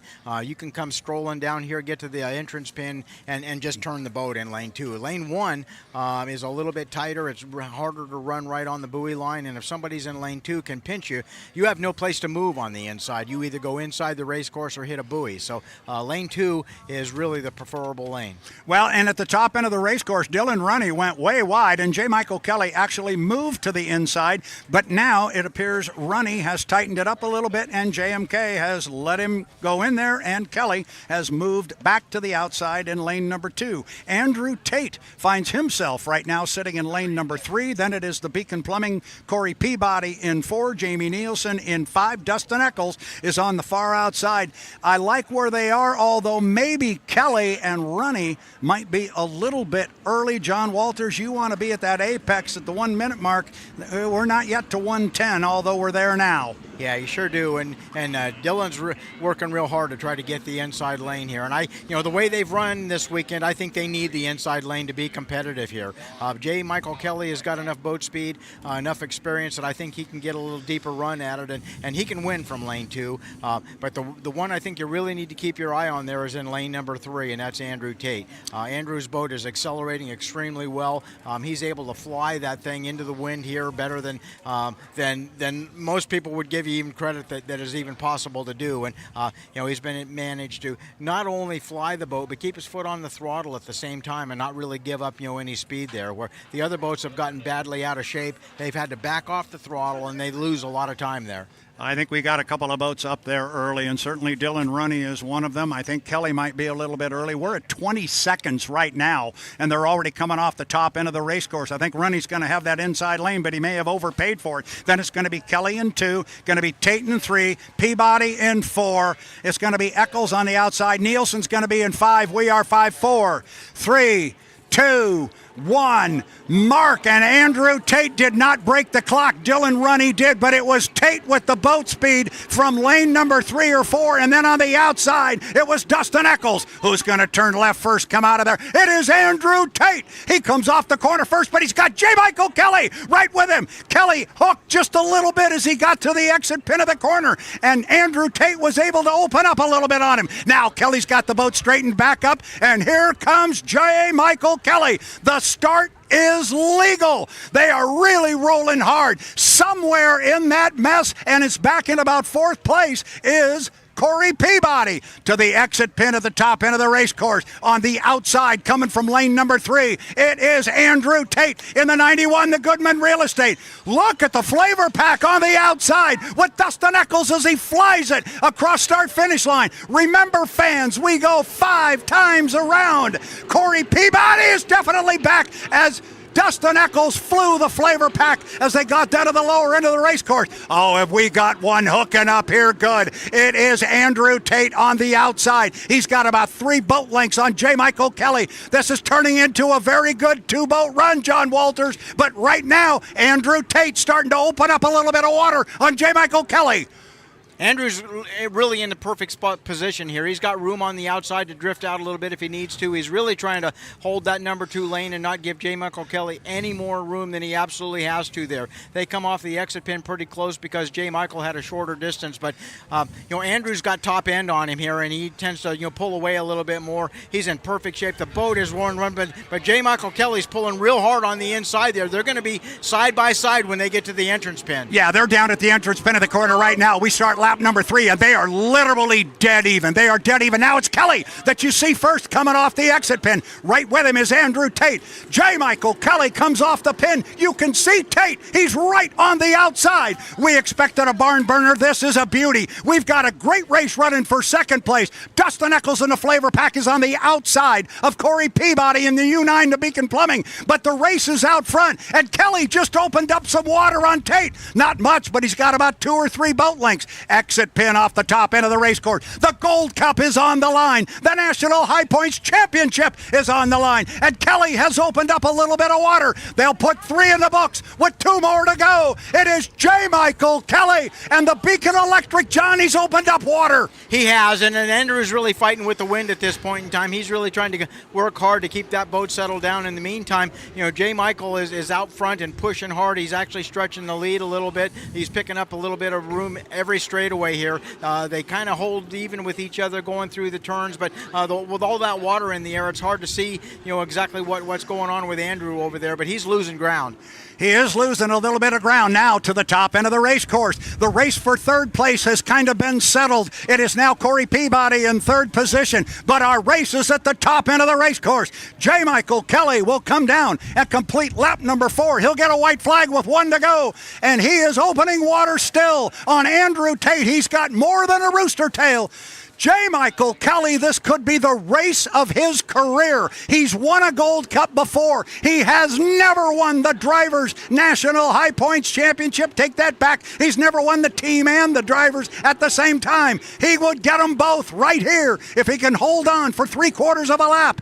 Up the backstretch, J. Michael Kelly off the turn. Got a full rooster tail on Andrew Tate. Third place goes to teammate Corey Peabody driving a Beacon Plumbing. And then it is back to the Flavor Pack. And then Dylan running in the HomeStreet. Top end of the race course, John Walters, I'm going to bring him through the top end and bring him down. The checkered flag is hanging. J. Michael Kelly, this could be the biggest day of his career. He is off the turn. He can see the finish line. He picks up the front end, flies it a little bit. This is all his if he can finish it. Checkered flag, your Gold Cup winner, J. Michael Kelly in the Beacon Electric. Second place to Andrew Tate in the Goodman Real Estate, the U91. Then it is Corey Peabody. You hear the fans clapping here behind us on the tower. I think that is a popular win. J. Michael Kelly. Holy cow, fourth place is going to go to Dustin Eccles in the U40, the Flavor Pack. Here come Dylan Runny. He will come down in the U1, the Miss HomeStreet. We expected a good one. We got it. Oh my goodness, 1, 2, 3, 4, 5 started, or 6 started, 5 have finished. Here comes Jamie Nielsen in the U11, the Legend Yacht Transport, presented by the Old Cannery Furniture Warehouse. My, oh my. John Walters, that was fun. Can we do this again? Yeah, that was an amazing race, and I think you just saw J. Michael have the better boat ride as the water got rougher, the wind came up. He was just able to run in at any lane that he wanted to. The boat was completely under control. It was really fast, and when they got in the rough stuff, J. Michael Kelly was able to just open up a little bit of ground, and once he got out in front, he just never looked back. John, we've always said, or I have always said as an announcer, you can have all of the power in the world, but if you don't have a good boat ride and can't use it, it just doesn't do you any good. And to your point, J. Michael Kelly, I think, had a better boat ride than Andrew Tate did. That doesn't mean Andrew was going to make it easy. Man, he hung right with him there. That was good deck-to-deck boat racing for the oldest active motorsports trophy in the world. The National High Points Championship was on the line. We got to caution everybody here a little bit. The results are unofficial. Those are the results on the water. The boats have to go through tech inspection, which they will do. Yeah, we've been lucky so far today, or the guys have just been that good that we haven't really had any technical disqualifications or any technical rule issues at all. I hope that is indeed the continues here in the final heat. But a whale of a boat race, man. You saw some outstanding driving. You saw some outstanding preparation. These guys are professionals, and this is the best boat racing can ever be.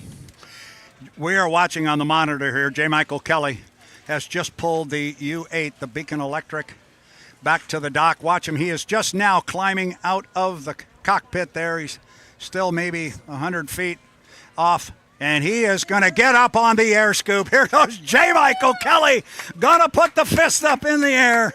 Oh, man, what a moment for this kid. No. The question was, is this his first Gold Cup? No, he has won a Gold Cup before, but this time, if everything stands, he will claim a driver and a team National High Points Championship, which is the first time he will have won both, and he will etch his name for the second time on the oldest active motorsports trophy in the world. Wow. A big day for JMK.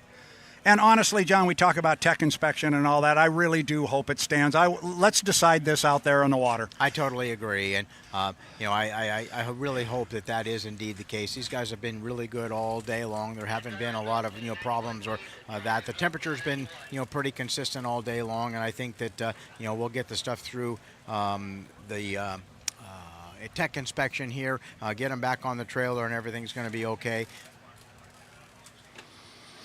And there's the first crew member on board the U8 as Mike finally got back to the dock. And as you might expect, a lot of hugs and handshakes. And, of course, the hug and the kiss from the wife is always the most important. And he can check that box. Angela right there, always to meet her husband, J. Michael Kelly. Win, lose, or draw, Angela is always there. They are quite the couple. He'll make a great champion. He has before, he will again. Absolutely. And, there was it looked to me like, in the first turn here, exiting the first turn between the apex and the exit of the first turn here in lap 5, they got really close together there. And I don't know if Andrew got wet right there, and maybe that's why he had to backpedal, or it caused him a little bit of hesitation coming off the turn. But that's when JMK really opened up the distance in that last lap and just kind of drove away from Andrew going down the back straightaway. So we'll see if there's any kind of a call or any kind of an issue there. It looks like they're talking about it now. And they will talk about it. It's a big prize. It's worth talking about. But as I said earlier, and just from a fan's perspective, A, it was a great show. B, I hope it all stands as we saw it out here in the water. Let's decide it out there. Yeah, I totally And agree. then everybody can shake hands and congratulate once we're on shore and in the pit area. It's the 2023 HomeStreet Bank Cup and APBA Gold Cup at Seafair. On the water, the big prize goes to J. Michael Kelly, the Beacon Electric. And how about this part of the story with Bill Cahill? Bill Cahill comes to Seafair. He says, what do we have to do to get the Gold Cup back in Seattle? It's been 38 years since we had it here. And as Dave Herensberger said one time with regards to the race in Coeur d'Alene, I want to help bring that race here, and I want to bring my boats here, and I want to win it. Right now, it looks like maybe that has happened. This is a big day for JMK, but a big day for Beacon Plumbing and Bill Cahill, and we all owe him a big thank you. We do. Bill Cahill has been a real leader in this sport, and he's campaigned really hard to continue to keep racing in Seattle, to continue to bring the Gold Cup here, and it was his effort this year that made the difference, bringing the Gold Cup here to Seattle, and everybody owes him and everybody involved a great deal of credit for that sort of thing. I mean, obviously everybody at Seafair, all the volunteers, everybody that works so hard to put this race on every year and make this a big part of Seattle history, tradition, and all. It's a wonderful thing, and a lot of people know Seattle because they come here for Seafair. Same way with a lot of these teams that are from the local area here. This is the capital, the boat racing capital of the world, is Seattle, Washington, and it's named after great people in our sport. Ted Jones Racecourse here. There's the pit area, the beauty of the surrounding area, the homes, Mount Rainier when it's out, and Mount Baker at the other end, and just beautiful lake and beautiful people, and just a wonderful place to spend the first weekend in August every year. There seemed to be a theme to the 2023 H1 Unlimited Hydroplane Racing Series. That theme would be strong racing. They won in Guntersville. They won in Madison. They won in the Tri-Cities. They won here. They just keep winning. They just keep winning. Terrell Strong's made a real strong commitment to the sport, to his team, to everybody involved, and he gives them the tools, he gives them the wherewithal to make these boats competitive and to continue to be better every weekend. So this sport will survive because of people like Terrell Strong. So still a lot of congratulatory hugs and fist bumps going on down there on the end of that dock. Mike is clearly one very happy guy, as he should be. He's going to be a little bit nervous, I'm sure, until the word comes out of the tech truck that you're clean and everything is good.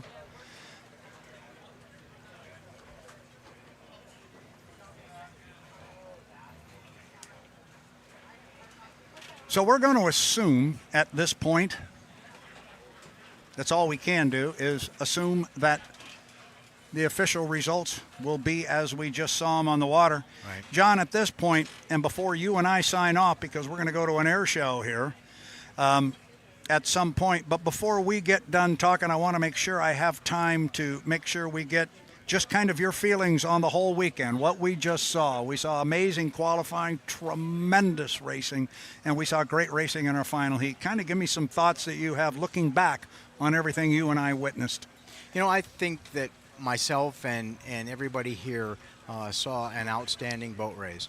It went smoothly, it went quickly, everything was in place, everything was in order, there were no delays, there were no pauses, there were no, everything stayed pretty much right on schedule. As far as the boat racing itself, you have seen 8 of the best prepared, fastest race boats the world has ever seen. A good group of drivers here. I think the sport is very much on an uptick right now. We've got new sponsors. We've got so many young people involved in the sport right now.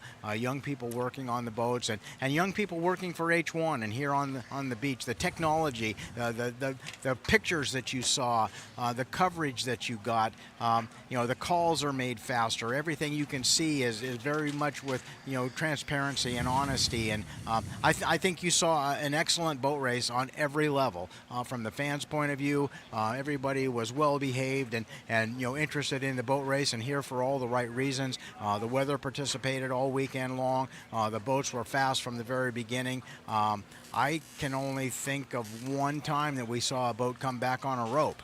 So they were consistent, they were fast, they were good, they were competitive. I think the drivers are all very much safety oriented and looking out for each other and themselves. I just have nothing but good things to say about this 113th running of the APBA Gold Cup in Seattle, Washington. Way to go, everyone. That is very, very well said, and I appreciate you doing it. You were talking about the sport being on an uptick. You talk about some of the young people here within H1. These guys right down here to our right that make up the H1 Unlimited live stream team, I'm part of that group. If I would retire, the average age in that group would drop by about 25 years. I'm having a major impact on the height of that average age, but there is so much talent in that group. And you talked about the shots they've been seeing this year, the drone shots, the camera angles. That's H1 investing in the live stream. They realize the importance of that. But I also want to talk about not just the new sponsors at all and some of that, but some of these new drivers like that one right down there on the dock wearing the red and black shirt. That Bobby King, we've got guys like him floating around now that are going to become the stars of this sport down the road. The next generation is starting to show itself, and these kids are awesome. They are. They're absolutely awesome. And when you're talking about kids, some of these kids that are here driving these boats have their own kids that are driving the J-Stock Hydros down there that are, put on the water by them and their parents and their sponsors and the Hydroplane and Raceboat Museum. And, just boat racing in general is just a real family-oriented, fun time sport and a really good thing. And I'm just proud to be able to say that I've been part of it. John, the U8, the Beacon Electric, has cleared tech inspection. How about that? How about that? J. Michael Kelly is, and we are not aware of any calls on the water. We will still allow for a little bit of wiggle room there, but as far as the tech truck, that is in the rear view mirror. Good stuff. I want to look back just on the weekend and a couple of comments. First of all, John, working with you, it has been a pleasure. I'm going to try and sign you to a contract tonight before we get out of here and get you back and do this again. Kemp, what do you think? Should we bring him back? Last year we threw Corey Peabody off of here because we wanted to see him back in a boat back out again. On the race course where he belongs. Yeah. Back exactly where he belongs. But I think we're going to try and ink you to a contract. It was a pleasure. I learned a lot. You're very professional at how you go about this. You're very articulate. You certainly know exactly what you're talking about. I think you were a great addition to the broadcast. Thank you. Thank you. It's been a real pleasure to be part of this and a real honor to get the opportunity to talk about the sport and the people that I love here. I felt a little rusty at times. I kind of tripped over my own tongue a couple of times and got ahead of myself. But that I hope that if I get the opportunity to do it again, that as everything else, practice makes perfect. And I don't ever expect to be perfect, but I'd like to be pretty darn good. It is hard. These boats go awfully fast, and it's very easy to get stumbling over your own tongue. I'm not sure J. Michael Kelly has yet come to grips with what exactly has happened down there. He's rubbing his eyes. I think he's got a couple of tears in his eyes. About 30 seconds ago, he got a hug and a smooch from Vanessa Strong. That would be half of the team ownership group of Daryl and Vanessa. Clearly Angela's got tears in her eyes. She's happy down there. Awesome. What a moment for hydroplane racing. What a moment for Seafair. in Seattle. This is just absolutely terrific. So again, thank you, John. Kim Meredith, this does not happen without you. And you and I had a conversation yesterday. I don't want that silly email where you ask if you can join me and help me again on the broadcast. I'm never doing it without you. And Tate Myers right here, he just heard me say it, so he'll hold my feet to the fire. That's what we're going to do. My job is so easy when I get to stand up here and work with the likes of the two of you. This has been fun. It's been a lot of fun. As far as the racing and all of that, we promised good deck-to-deck, side-by-side racing. We did not disappoint. Yeah. Boy, you were talking about a knockout punch, and the next thing you know, we darn near had a photo finish here between a couple of guys. It was great racing. And at this point, having said goodbye and thanked all our people, we are going to step away from the microphone, send it down to Mark Christopher. We had a great final. Can you top it? You're up with the air show, my friend. Take it.